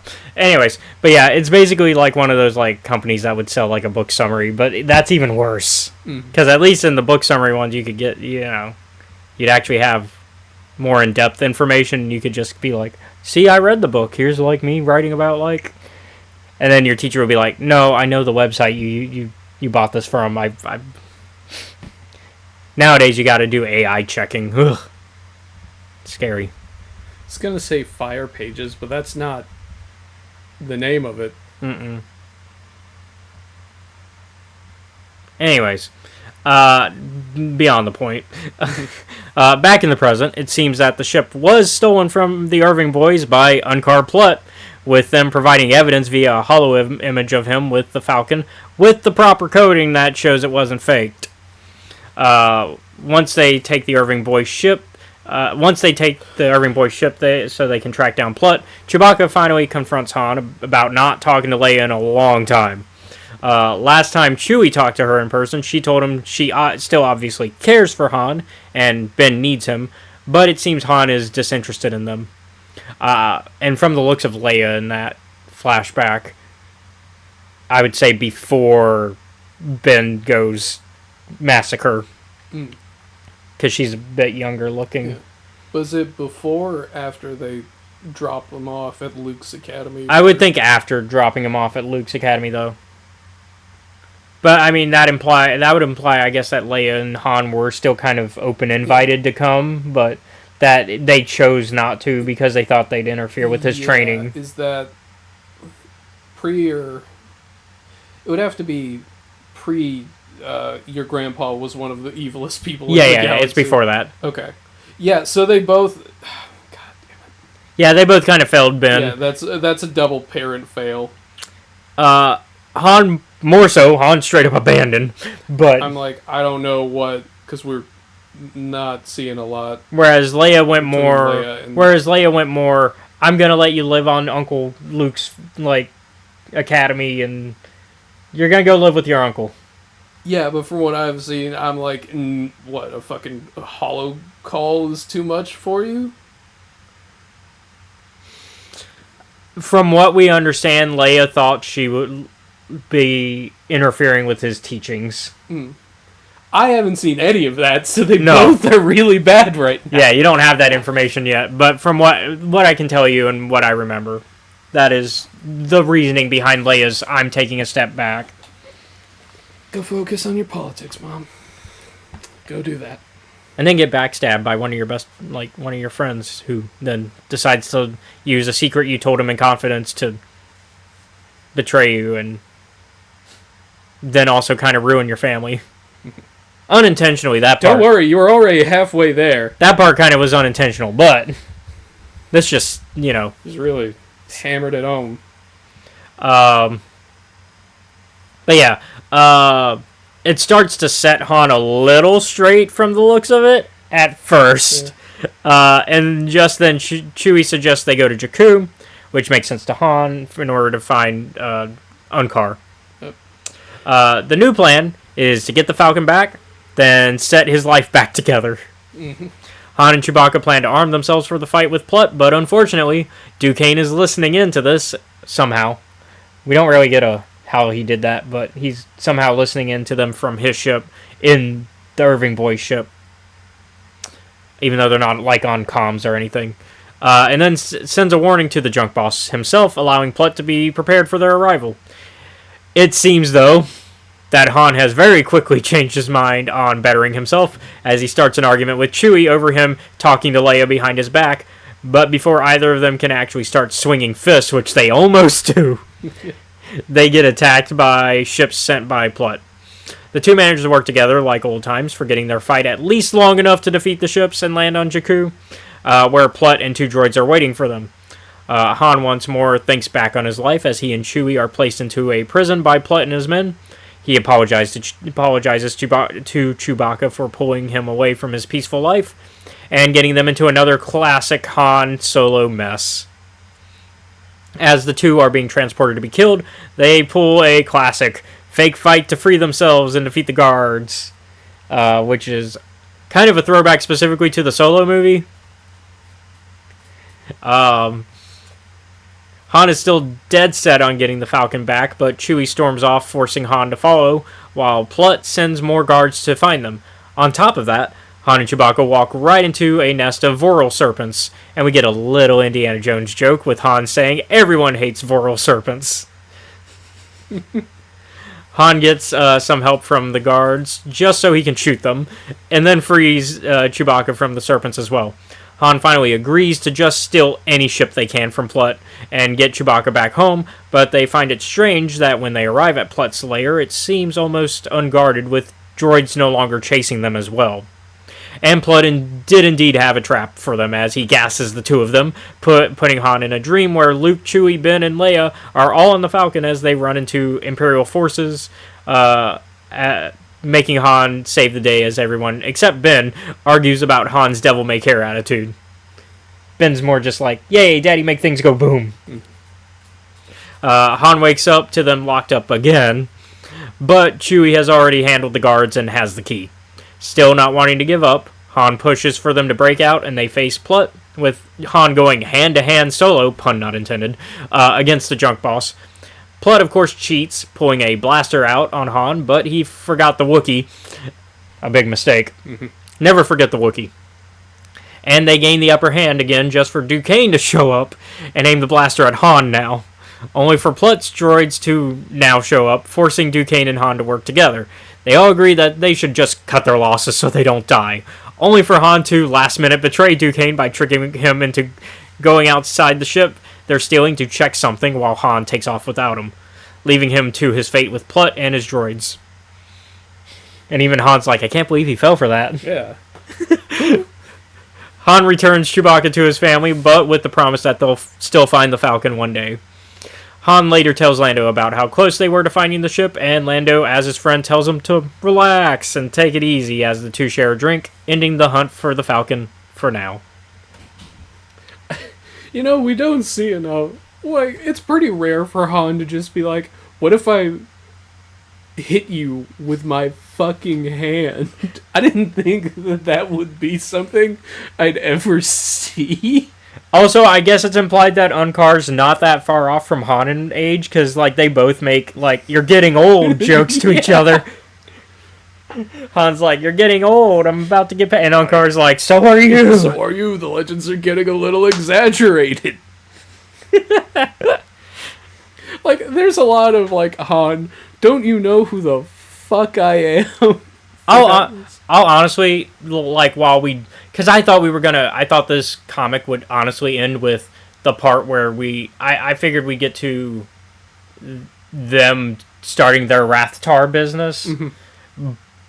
But, despite not getting that as far as I thought we would in the timeline, I still thought this was a nice and fun adventure. Yeah. And so I would give this an 8 off of that. This one was fun. I agree with that. I'll give it an 8. Like, this is just a fun Star Wars adventure of... Like, the stakes are so much lower than usual. It's similar to the Solo movie, where, like, although the Solo movie, the stakes are a little higher once you learn... Yeah, what's actually going on. Like, the bigger... Picture. But in terms of, like, what they are on the end of, like, the basic level, they're both just Han Solo having fun smuggler adventure. Mm-hmm. And I'm like... Okay, I'm in. And you indeed get a good time with Han on fun smuggler adventure. Except here you get old man Han on smuggler adventure with his buddy Chewbacca, and a little bit of the melodramatics as we get, the family crisis and a little I bit want of my ship back, said Han Solo. Don't you want, like, to go and talk with your maybe not divorced? No. I explicitly don't want to do that. Don't you want your family? No. No, they can handle themselves. Meanwhile, in his head, yes, I actually do. Little. All right. But speaking of Han's family, finally this week, we are ready to talk about Legacy of Vader, Volume 2, spoilers ahead.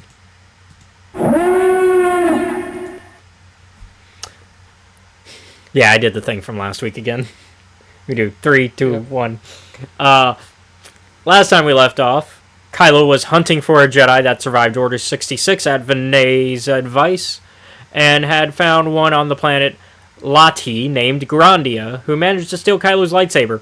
Grandia takes Kylo out of the tavern and explains that she no longer sees herself as a Jedi. After the events of Order 66, having used the Jedi mind trick to have the clones kill each other, which was, oh my god, a cool moment in that comic. But not as cool as what else Grandia does in this comic. Believing she was disguised as one of them. She had destroyed her lightsaber and robes and tried to live within the Empire, but in order to do so, was forced to use the mind trick as a way to cover her tracks everywhere she went. She used the skill so often, in fact, she even managed to successfully use it on Toydarians and Hutts, known to be resistant to such techniques.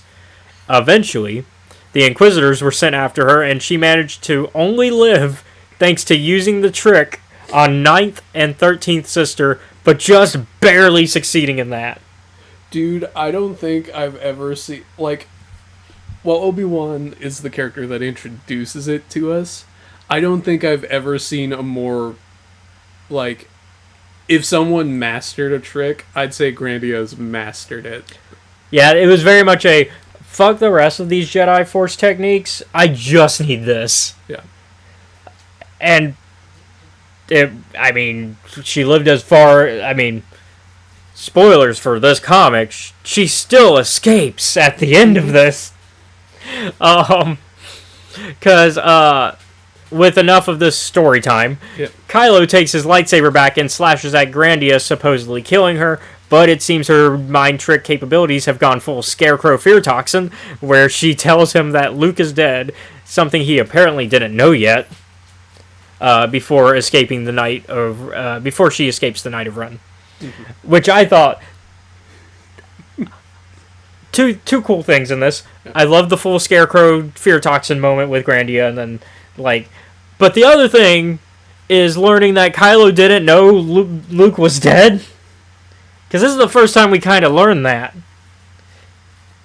Because, we knew Kylo was trying to increase his power to become more like Vader. Mm-hmm. And that's why he went to Mustafar and why, he's kind of listening to Vinay for now. It is to get into the Vader's Vault thing. Yeah. But I didn't know his reason for all that was so he could still kill Luke. And I'm like, wait. Did I miss something? Because I don't remember in Volume 1 that being the mention that he was still trying to kill Luke. So, learning that, just... For that, I think that's the bigger thing, the bigger takeaway in that comic, is Kylo learning that. Mm-hmm. But we then jump to Tava Ren, the new leader of the Knights of Ren, leading a raid on a religious place on the planet of Vandor. It's your evil sword lady. Yeah. God, and Tava has a really good design too. Yeah, she does. She attempts to get a prior, which I guess is like a friar in this this situation. That's what they are. Yeah. To give them access to a vault, but backup arrives, forcing Tava and her knights to retreat. Vikrul and Kuruk, in particular, attempt to fly away without Tava, but she manages to get in the Night Buzzard before they can get too far. Tava then calls out the knights for their cowardice, forcing them to tell the story of Ben Solo as their leader, which, once again, this is new information for me, because I did not know that in between the events of... I did not know that there was a time where Ben was not in charge of the Knights of Ren. I thought the Knights of Ren were still his throughout the entire sequel trilogy. So this is new information about the Knights of Ren that we are learning in this comic. So they tell her how he took over the Knights, killing Ren, and then and went from glory and fun to targeted strikes. Eventually, Snoke finally recruited Kylo fully and had him turn on the Knights, forcing them to fight against the First Order's legions. In fact, Kylo basically was like, hey, I'll kill them for y'all, and Snoke's like, no, don't even dirty your lightsaber with that. They're not worth it. We send the stormtroopers. They were forced to run, and haven't stopped running whenever things felt too hard to sense. Tava resolves to fix the Knights of Ren after hearing their story. Kylo and Hux are standing aboard the Finalizer's bridge when they receive news that the Night Buzzard is requesting to board using old codes to access contact with Snoke. Kylo clearly already senses what's coming and tells the officer to let them board. Tava presents herself to be in Kylo's service, to which Kylo strikes and begins a duel with Tava. Kylo, yeah, fucking right. And begins a duel with Tava, to which he easily sweeps. It's like, what, 2 pages and done? Match over. Just as he's about to kill her, Anakin Dooku style, she manages to connect with him on their strength in the dark side, the Shadow, as the Knights of Ren call it. Tava then tells Kylo their story, and how she came to be in charge of the Knights. They were forced to work for a small gangster doing shakedowns for protection money. How the mighty have fallen. It's really funny to see the Knights, looking at a cash register. The Knights of Ren looking at a cash register, just like Godfather the video game. Yeah. You just Vic Rule going, give me the money. Kuruk got a bat smashing things. As it happened, though, she also worked for that gangster as an assassin. Unfortunately, the Knights of Ren killed the wrong person. Whoops. And as the gangster was going to have them killed in turn, Tava decided to make a deal with them. She gets them freed, and she gets to join them. They made the same deal with her as they did with Kylo. They needed a good death. So she killed the gangster and his entire operation. And they made her their leader. Still wanting the answer to why approach him, Tava instead challenges his beliefs and how he's trapped himself within the First Order war machine when he truly wants the freedom the Knights of Ren offer. She then tries to seduce him, only for him to tell his soldiers aboard the Finalizer to shoot her on sight. Yep. She tries sexy, and that doesn't work. It's very funny seeing Kylo's reaction, Ben's reaction in the art, though. He's like a kid who's like, I've never been in this position before. I've never... What? Girl, that's not how this... Girls like me? Wait, what? What the fuck is wrong with you? You came here to kill me. What are you doing? We very much know now that I don't think Kylo got the birds and the bees talk ever. No. From Luke? Definitely not. Look. I love Luke, but I don't think he ever had the time to focus on that. He probably never found anybody, but he wasn't celibate. Not by choice, unfortunately. This is a case of the opportunity just never struck. But yeah, she is forced to retreat and fight her way back onto the Night Buzzard to escape. Despite being given the chance to destroy the Night Buzzard, though, Kylo allows Tava to get away. Interesting choice. Kylo returns to Mustafar to force Vinay to tell him more of Vader's secrets so he can find a way to contact Luke beyond the grave, as he can still feel Luke's presence through the Force, despite knowing that Luke is dead. He can basically... He's like, Luke is watching me. Man, everyone keeps calling Kylo out. They're like, you really don't want to be doing the thing that you're doing. Except for Vinay. Vinay's kind of like... He's like, yeah, do it. Go down this path. Do it the way I want, though. Yeah. which is kind of the problem.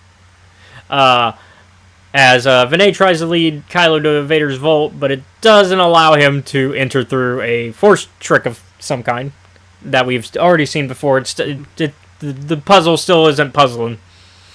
So instead, Kylo sits in Vader's meditation chamber as a way to find the answers he's seeking. The first of Kylo's visions has him in a bog, where he strikes down the undead versions of Han, Leia, Rey, Luke, Vader, Snoke, and Vo, which is one of the Jedi that he killed during the massacre. Like, that was one of his friends. Woo! I know that was a character you were like, who the fuck is that while reading it? Whereas everybody else, you're like, oh, I know who that is, I know that. Who the fuck is this? Vo was his best friend that he betrayed. That's why she got, like, the betrayal line. Along with Snoke. You gotta love dark side locations and them showing you fucked up visions. But after some concentration, Kylo ends up in a spiritual version of Ossus, where the Jedi who have become one with the Force seem to congregate, including Luke Skywalker himself. Luke tells Kylo about how he died from his self-sacrifice and not the blade of an enemy, which only enrages Kylo more when Luke then tries to present it as a lesson. Kylo tells Luke to stop watching him, as he's no longer his student, and that if Luke doesn't stop, he'll find a way to destroy him for good, to which Luke only says to do that would be to destroy himself, like Kylo himself, and the Force itself. So, wouldn't end great. Luke, politely, good luck with that, idiot. Luke then departs with another interesting thought. Kylo shouldn't be able to get to where he did, and that must mean something. Because, like, how did you get to Valhalla, essentially? How did you get to Jedi Valhalla? Yeah. He snuck around the back. Like, even one of the other spirits is like, you're not supposed to be here. And Luke's like, don't worry, I got this. Don't worry.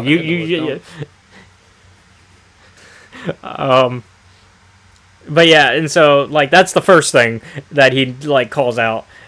And then, and while Kylo, and then the other thing is that while Kylo means nothing to Luke, Ben does and always will. Kylo then returns to the Bog Vision, where a mysterious being with a red lightsaber strikes him for trying to flee his destiny. Kylo then exits the chamber in the material plane with an actual scar bleeding across his chest, matching where he was struck. Vinay quickly hooks Kylo up to a back-to-tank to heal, but rather than actually healing Kylo, Vinay injects him with a knockout injection of some sort, and Kylo wakes up with a Vader helmet being forced onto him, strapped down to a metal, like, plate that's standing over the lava of Mustafar, and slowly being dropped, as Vinay reveals that he's going to make Kylo feel the flames that made Vader to truly baptize Kylo into the Sith ways. You know, I didn't come to the conclusion that it was a knockout drug. I just thought he gave him a bunch of hallucinogenics. No, that was real. He knocked him out and then actually did that to Kylo. That makes it so much funny. That's why, like, from there, did you think everything from there was a vision, or just... Yeah, once he was injected, yes. No.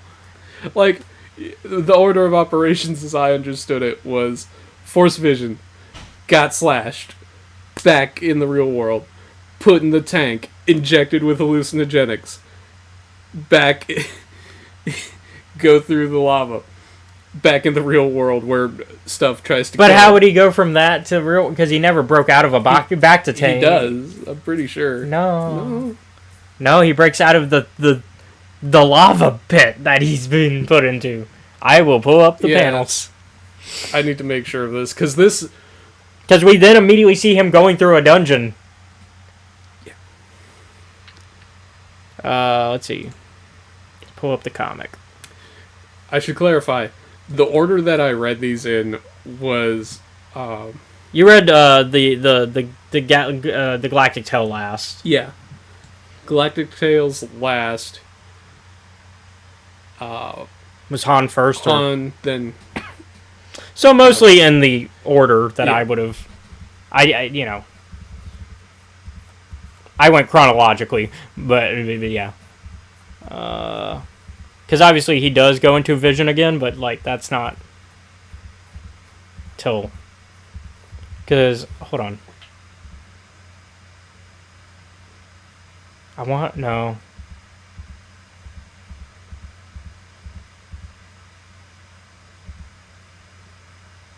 Yeah, because see, he like breaks out of this, actually takes the helmet off, and then he exits and starts the dungeon thing, and look, there's still the lava. I see. Okay. So yeah, no, Vinay was straight up gonna just Dunk him. he was gonna dunk him in Anakin v Obi-Wan style, except strapped down, and it was like, all right, you're gonna come out nice and crispy like your grandpa. And then you will be Vader, right? Because, yeah, Kylo doesn't take this very well.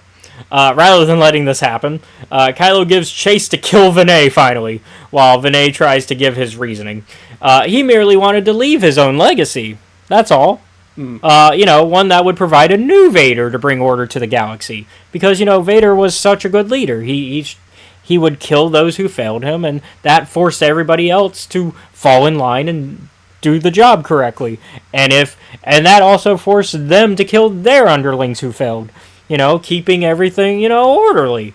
So, we just need a new Vader to bring order to the galaxy.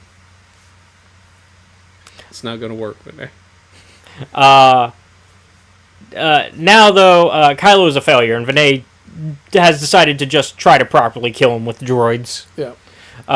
If only he knew this family's reputation for droids and how well that goes. Kylo manages to find a stolen Jedi lightsaber and almost immediately bleeds the crystal. Dude, it takes like 3 seconds. Which also, anybody who's still bitching about that in the Acolyte, boom. Also, we also had Jedi Survivor even before that, which was always my evidence for that. But once again, now we have this as well. So, anybody who's still pissed about that in the Acolyte, I am aggressive about that for some reason. But no, it's very funny. He's just like, boop, and then he defeats the droids. Actually, he does it out. It's easy for Kylo to do that. Like, I think he's just that angry right now. Because it does, like, in order to do that, you are pulling into your dark side energies, and so I think he is specifically that angry right now that like just it's so much. And plus, he's done it before, so he knows, like... Yeah, he speed ran. Because it's a case of, the first time you bleed a crystal, that's going to take you a minute because, you've never done it before, and, Now, of course, maybe in the real world, it takes, like, a split second, and maybe, like... But in the Force side, it takes the time, right? Mm-hmm. But, since this is a second go at it... Yep. Also, he cracks this one, too, by the way. It's also a cracked crystal. So, Kylo still hasn't quite... perfected it still. It's still cracking the crystals when he does it. But, Maybe it's just like... It's because his technique is still not proper, though. That's why it's cracking them. But yeah, where was I in that? Vinay gives up and offers himself to Kylo for the inevitable. Fuck it, I tried, I give up. With Kylo done with his time being wasted, and finally seeing he is already everything he needs to be, before crushing Vinay with the Force and a drop into the lava of Mustafar for good measure. Which, the way Vinay's head pops. Like a fucking gusher. I was going to say like a watermelon. That too. Yeah. But no, it's like a cave-in instead of an explosion. It was a implosion. But yeah, Kylo finally gives one more try to get into Vader's vault. Now that he has finally came to terms with himself on where he's at. Although he has not fully come to terms with everything, because within, Kylo has his little dark side version of the Dagobah cave moment, and faces against a vision of Vader. While the lesson seems to be that power can only be taken when defying others, when beneath the mask it is revealed to be Kylo, back when he was Ben, It kind of backfires having that message. Yep. Kylo's like, oh, I kind of like this message, and then it's like, oh, it's my good self. No. God. Fucking morality every fucking time. So, with Kylo only enraged and ready to try to kill his past again, everything finally connects, as the reason Kylo has failed over and over is from trying to be Darth Vader. Every time he tries to do something Vader did, he instead ends up failing or just creating destruction blindly. Like, he couldn't kill a Jedi from Order 66. Yep. Couldn't, kind of, with that Hutt deal, kind of just did not go well at all. Yep. Yeah, the only time in the series that he did something for himself was letting Tava go. Which even, like, Jedi Ben is kind of like, yeah, that's the only good decision you've made. And forced to confront that because Kylo can't kill his past. Because he can't be anyone other than his destructive self. And that's why Rey didn't take his hand and join him. Or at least that's what Jedi Ben is trying to imply anyways. Actually straight up says. He's like, yeah, she didn't join you because you're a little bitch. Yeah. Who keeps whining about the past. You know, if you'd shut up about it and quit talking about it. And quit trying to live up to, like, other people's standards. You'd actually be pretty fucking effective by now, but you're not. Because you tried to live up to your dad's standards. Look Didn't where that work. got you. Tried to live up to Luke's standards. That didn't work. You tried to live up to Snoke's standards. The That only good didn't thing you work. did there was kill him. Yep. Tried to live up to Vader's standards. That definitely didn't work. You tried to live up to Vinay's standards via trying to live up to Vader's, and that also did We not. saw how that worked out for you. Yeah. So, maybe you just need to stop. But Kylo stops fighting his past, literally and figuratively for the moment, as he claims it's a waste of time and wants a real enemy to face, because he knows that he can't kill a vision. Ben tells him to stop looking into the past and to be careful what he wishes for before freeing Kylo from the Vault, while Jedi Ben becomes one with the Force again, it looks like. We also strangely get a promise that Kylo Ren will return, despite this being the final issue of the series. So are we getting another book that hasn't been announced yet? Why have we not announced it yet? Who knows? We also haven't really gotten to the part where, like, Kylo knows about the little tracking thing that gets you into Sith space. Which is funny enough on the planet he's currently hanging out at. The thing that lets you into the secret Sith world that Palpy's currently hanging out in. Remember. You vaguely know events of that. I vaguely know what it is. The fucking, like, little astrolabe shard. Yeah. The little pyramid thing. Yeah, that thing that from that movie I haven't seen. Yeah, you've just played the Lego version of the events. And a lot has transpired between then and now. But yeah. I've had one not quite galactic war, and then another one. Because let's see. If we're going High Republic and, like, Fall of the Jedi. Yeah. So, you know, I've been, I don't know, how many years of galactic history is that? What, like 400-ish? But I mean, considering all this stuff takes place within a year, because, like, we still have a year between episode 8 and 9, and since this is in between that section, there's still time for, like, building up to when Kylo, I think, honestly, I give this a solid 9 on a whole, like, on the whole of the run. Probably an 8 for this half, and then a 9 as a solid for the whole. My only thing preventing it from being a 10 is now all the things that they're like, hey, this is upcoming. And now I'm like, so there's another comic? and y'all didn't just make it part of the series that you already got an ongoing for, you're gonna just number one it again.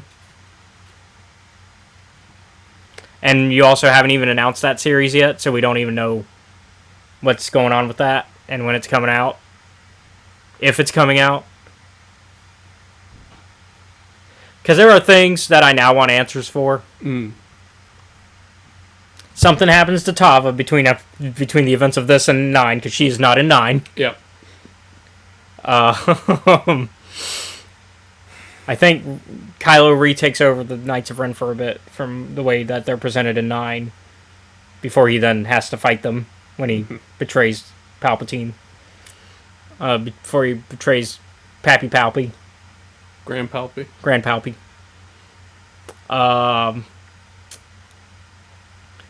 We also need to get to the point where he knows that Palpatine's around and is hunting him down, because that's why he goes for that thing.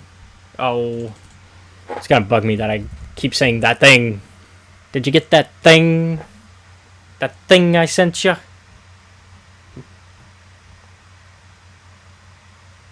Wayfinder. Which makes sense for a name of a device that does what it does. It's a Wayfinder. But yes, because we know it's hanging out on Mustafar, because that's where Oh, that's where it is. Oh, it makes sense for it to be there then. Yeah, because Vader had it first. Yeah. Yeah, that, and also why he had it. Yep. I know what that word. Did you forget that Vader hung out and went to Exegol, and because we read those comics? Yeah, a lot happened, man.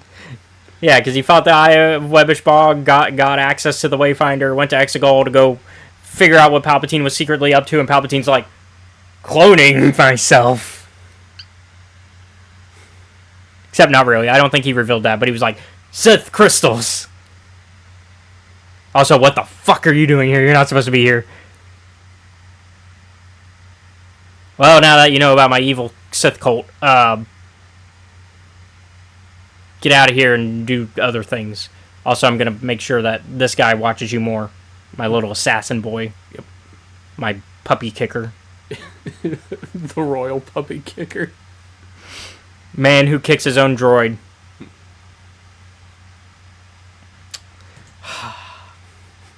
And yet, the fangirls like him. I don't see the appeal of Oshi.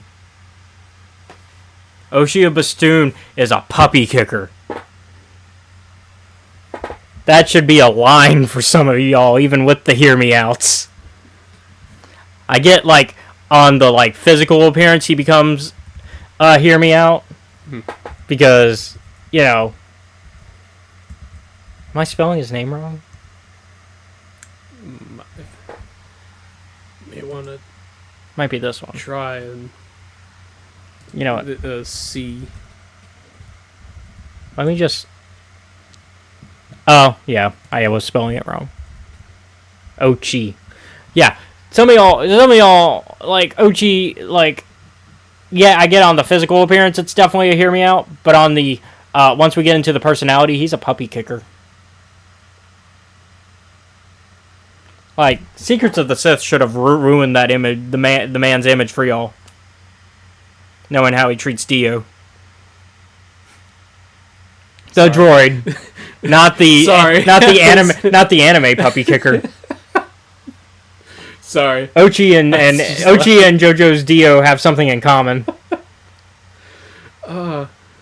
Except Ochi doesn't go as far as a fucking tiger knee.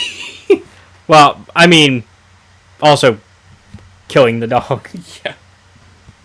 Ochi doesn't go that far, but yeah. But yeah, I need to know what happens next to really kind of give it a 10, because it's a case of I don't know why we are separating. This is the conversation we keep having as we've caught up on the comics more and more. Mm-hmm. I don't know what's going on with Marvel when it comes to how they're doing these. And I don't like it. Because you tell me you're creating ongoings, and then you stop them at issues 10 or 12. Do y'all just not believe in the star, like in your own the property that you've got this license for? Because y'all could just fully give it back to Dark Horse. Let Dark Horse make Star Wars comics again if you're that unsure about making Star Wars comics. Dark Horse will run a mainline comic to issue 50 at least. Which is where I think, at minimum, a mainline comic should go to be called a mainline. Because if you don't... And even then, I'll give you 25. I'll give 25, because the 2017 Vader only goes to 25. I will give you even 25 to be able to still call it a mainline series, right? Because that's running it for at least 2 years. If we're going on a monthly release schedule. But when we're not even making a year, that's not ongoing.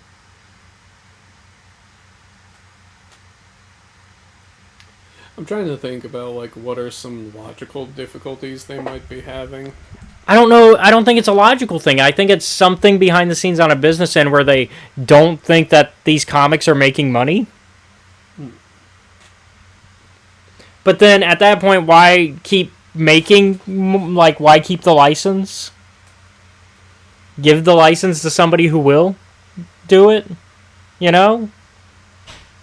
Just if you think these comics aren't going to make you money, why hold the license other than to prevent other people from, like, that's the only other reason to hold the license is to stop your competitors from making the comics. Mm-hmm. But at that point, you're just holding the license for no reason. Other than to be frustrating to the fans, yeah. Let's see, what do we got in... just to kind of look ahead for our comic future, out of curiosity. Because I know the stuff we're going to talk about next, but I'm curious what, like, stuff that's not even out. Because, like... As usual, we're having our comic discussion at the end of a comic episode. Because we know the next comic we're going to talk about for sure is the Jar Jar one-shot.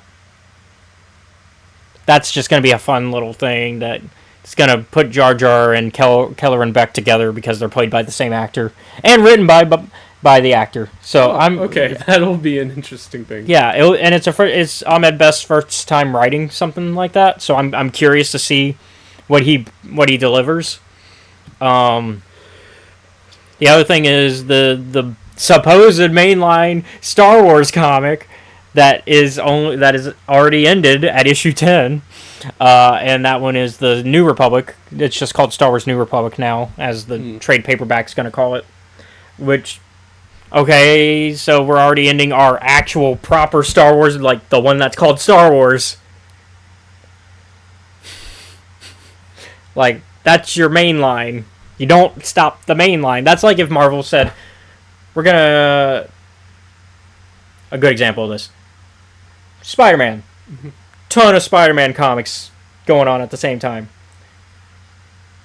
Ending a main line like that would be like the way they're doing with Star Wars would be like if they just said, Amazing Spider-Man, yeah, we're just gonna end it after 10 issues and then reset to number 1 again.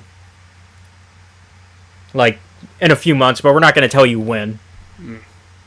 Because we don't know when these are resetting. Because they haven't announced it yet.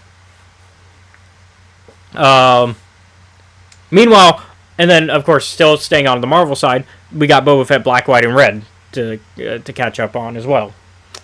And then, meanwhile, on the Dark Horse side, they're delivering comics like that. But they're not doing any ongoings anymore because they were doing the High Republic Adventure stuff, but now that they're not, they've kind of just agreed to stay on miniseries. But at least they tell us that's what they're doing. They go, hey, we're just going to do miniseries. So we get hyperspace stories that are just self-contained stories. So we got the Tides of Terror one that we're going to read by the end of the next month, which is, or by next month, which is gonna have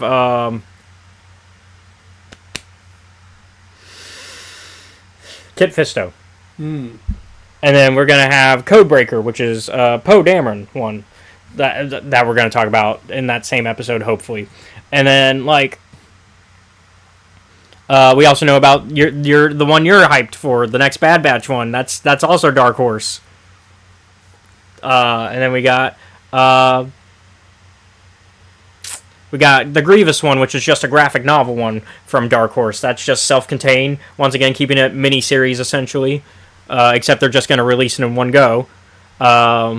We also got Tales from the Nightlands, which was also, I'm pretty sure, yes, that one's also Dark Horse, and also just, that one was released as a miniseries, but now we're getting it in a physical trade paperback, hardcover. And then is Pathfinders a Marvel one, or is that that's also Dark Horse, and that one's also a short miniseries one. I'm excited about that one because I want to go back to High Republic Adventures separated from the big story now that because I called that. I said, hey, we're done with the big narrative. Now we're just going to get fun adventures that are still set within that period. And that's, to fill the gaps because, they're the good thing about creating a new time period is that now you can explore it a little more fully without getting the prequel era rot that we're kind of at. We're getting Marvel is getting the Shadow of Maul comic, which is to tie into the show. So, Marvel's getting that. We know about that. That makes sense. That's a tie-in comic. That's a miniseries. Cool. We know it's a miniseries. Making sure not to see reprints or anything like that. We're getting the Galaxy's Edge one-shot that's going to explain, why Luke and Vader are there. And, it's nice that it's being written by Ethan Sachs. We like him. That's just a one-shot. Cool. That's PR for the park. Cool. We know what that's going to be.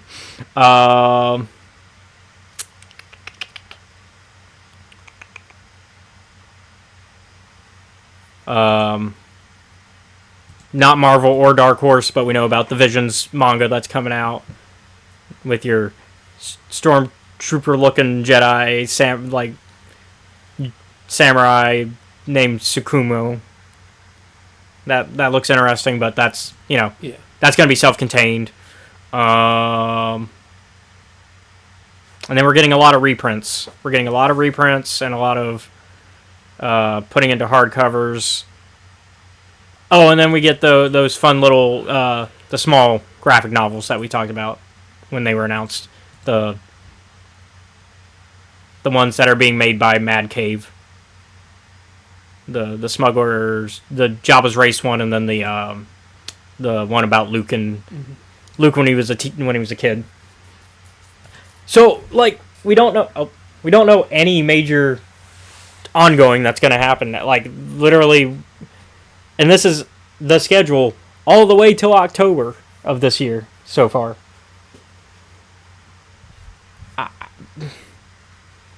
Because when's the last issue of? Because it's already done. When's the last issue of Star Wars New Republic? Because the only time we see it on the future list is as the trade paperback. It was done it will be done this month. So it's not quite done yet. Okay, sorry. Yeah, there it is. Star Wars number 10. So I feel like at the very least, because it's been 2 months since Legacy of Vader ended, because that ended in December, I think. I will double check myself, because I don't want to just be spewing whatever just to make a point.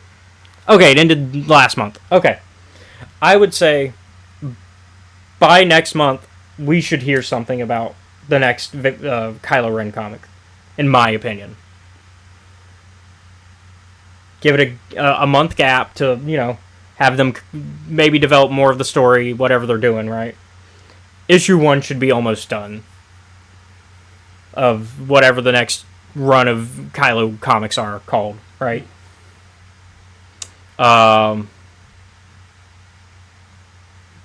Meanwhile, I would say in order to hear about Star Wars number 10, the next mainline Star Wars run, mainline.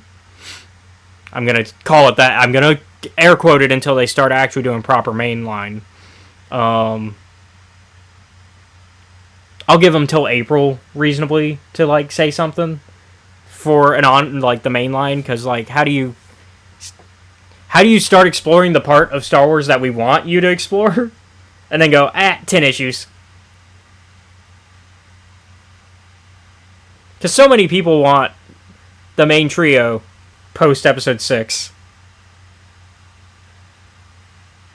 Pre episode 7, right? Like, people want Luke, Han, and Leia adventures. And we also kind of want to see more, in a weird way, in a morbid way, we want to see more of the downfall of Han and Leia's marriage. Because how do you get to, like, we know how Han got to where he is, but we want to see it, right? I don't need to see every little detail, like, we don't need Clone Wars, right? But, like, we need the major points, right? And so it's kind of weird that they're refusing to do it. In a way that makes sense, anyways. Cause that's just, I know you have less of an issue with it. Yeah, But I feel like it's weird, at the very least. It's weird. Whether or not you're actually upset by it, at the very least, it's weird. Because this is not how, a major publisher, because that's the other thing. It's Marvel. It's one of the big two. Mm-hmm. This isn't how you operate with your big hitters. And Star Wars is a big hitter. Like, I guess maybe Where are they going on comparatively at the moment? Sorry. In terms of, who are, Marvel's top 3 comic lines? I could probably... I mean... I know no matter what, Spider-Man's going to be in that top contender. Yeah. He's in top 3 no matter what, probably. I don't even have to pull up a list. I'm going to pull up a list, but I don't have to pull up a list to know Spider-Man's on there. If I were to guess anybody else... Maybe Avengers? No. No, I don't think any Avengers, actually. I don't know, actually, what the others would be.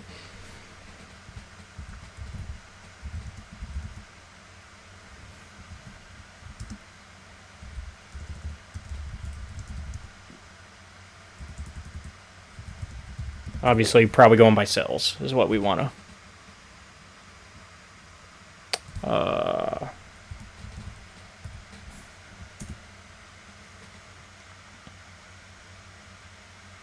Okay, here we go. Top 50 comment. No, that's 2024. Oh, yeah, I put in 2024 for some reason. And we probably won't have this month's numbers actually yet. So we'd want January.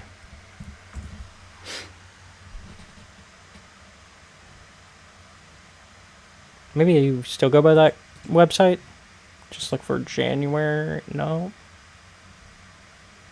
Okay, never mind. See, here's the problem. When we aren't live and we aren't as bound to a schedule, we're kind of just gonna... I don't trust this. Where's the source? Oh, yeah, because they also got, that event going on, too, right now, where they're, ending the new Ultimate timeline. Because they got that new Ultimate timeline that they're kind of kiboshing.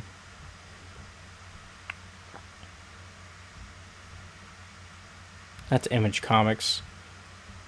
Yeah, not surprised. Spider-Man. Yep. I mean, this is just overall comics. This isn't strictly Marvel. But Spider-Man made number 2 of overall comics. Surprise, surprise. Psylocke made the list. But it's a number 1, so that's probably why people are interested in a new comic.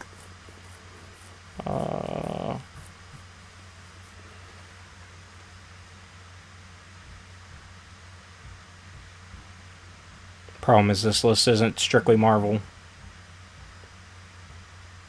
Hey, Yeah, the See what they're absolutes. going Yeah, with there. this is a second print.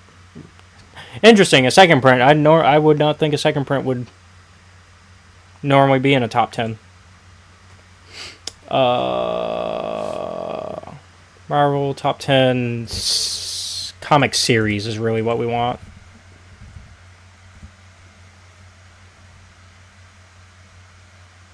I wish you could just like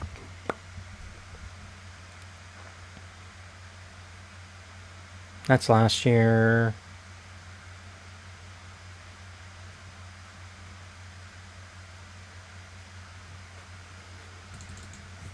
What are Marvel's top selling comics series?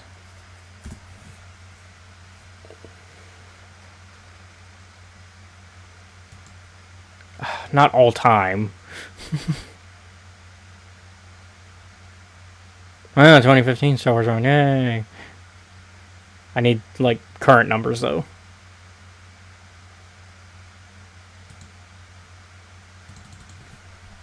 Let's see. What is Star Wars 2025 number 10? Let's I'm curious what their sales are. Let's do that. That's probably easier to find, honestly. Oh, yeah, actually. Well, issue 10's not out yet, actually, so that would not be a good number to be able to guess. What is out this month already? I guess issue 9. We can do issue 9's sales. That one's out. Yeah, that one's already out. So, number 9. Because that would give us a good idea of, like, how... Yeah, price... No, that's cards. I wish... Why is it so hard to find this information? I don't know, man. Anyways. You know what? Marvel... When did that issue come out? January 21st. January 21st. Top 10 comics sales. Oh, I should make sure to put the year.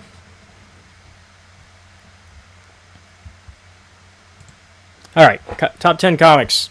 January 2026. So this is just the whole month. Not a single Star Wars... Well, hold on. No, that's not the list I want.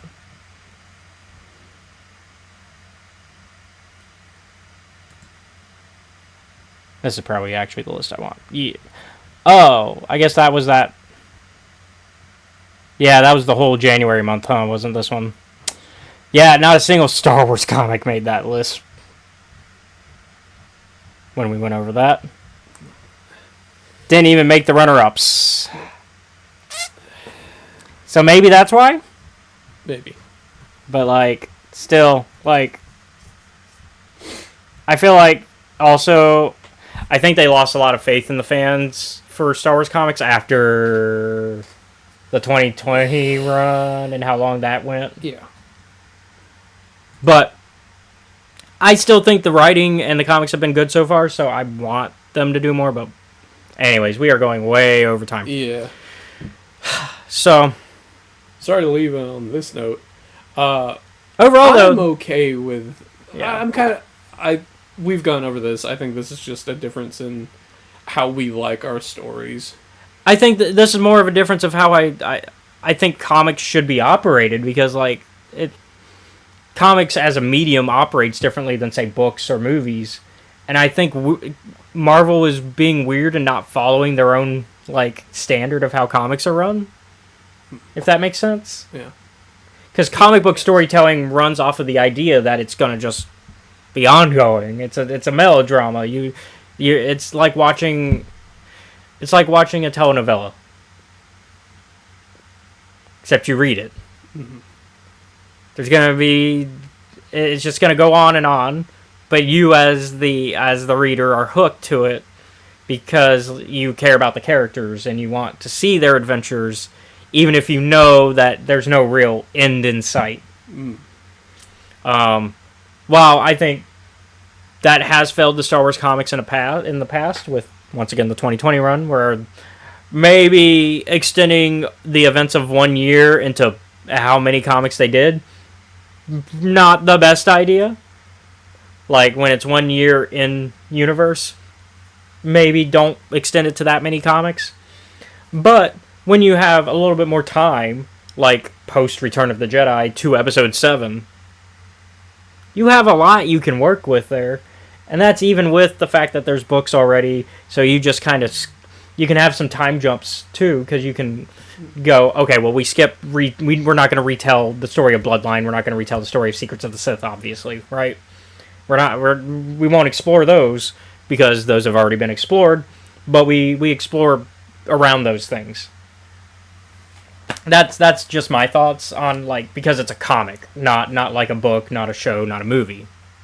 It's the medium that they're using and if you're using that medium, then you should use it effectively, is where I'm kind of coming from. And I don't think Marvel is. Personally. I haven't talked to anybody else about that opinion, but, other than you and the people at home. But I haven't, like, sat down and talked to any of our mutuals and been like, so does anybody else feel this way? Maybe you should take a census on that. Take a poll and see what other people think. Yeah, the next time we have a comic topic, I'll try to get the results in on that. Yeah. Although next week we're gonna get a break from that, because thank you all for watching as usual. As we explored these these fun stories, because I think this week was pretty good. Yeah. I liked the comics. I liked the short story. If you really like our content, you can check out our Patreon, which is at Escape Reality Films. Shout out to Jennifer Brantley. Hello. You can also support us by becoming a member of our YouTube channel. Shout out to Pixie Nixie and her shared channel with Zach, the Goof Goblins. Yeah.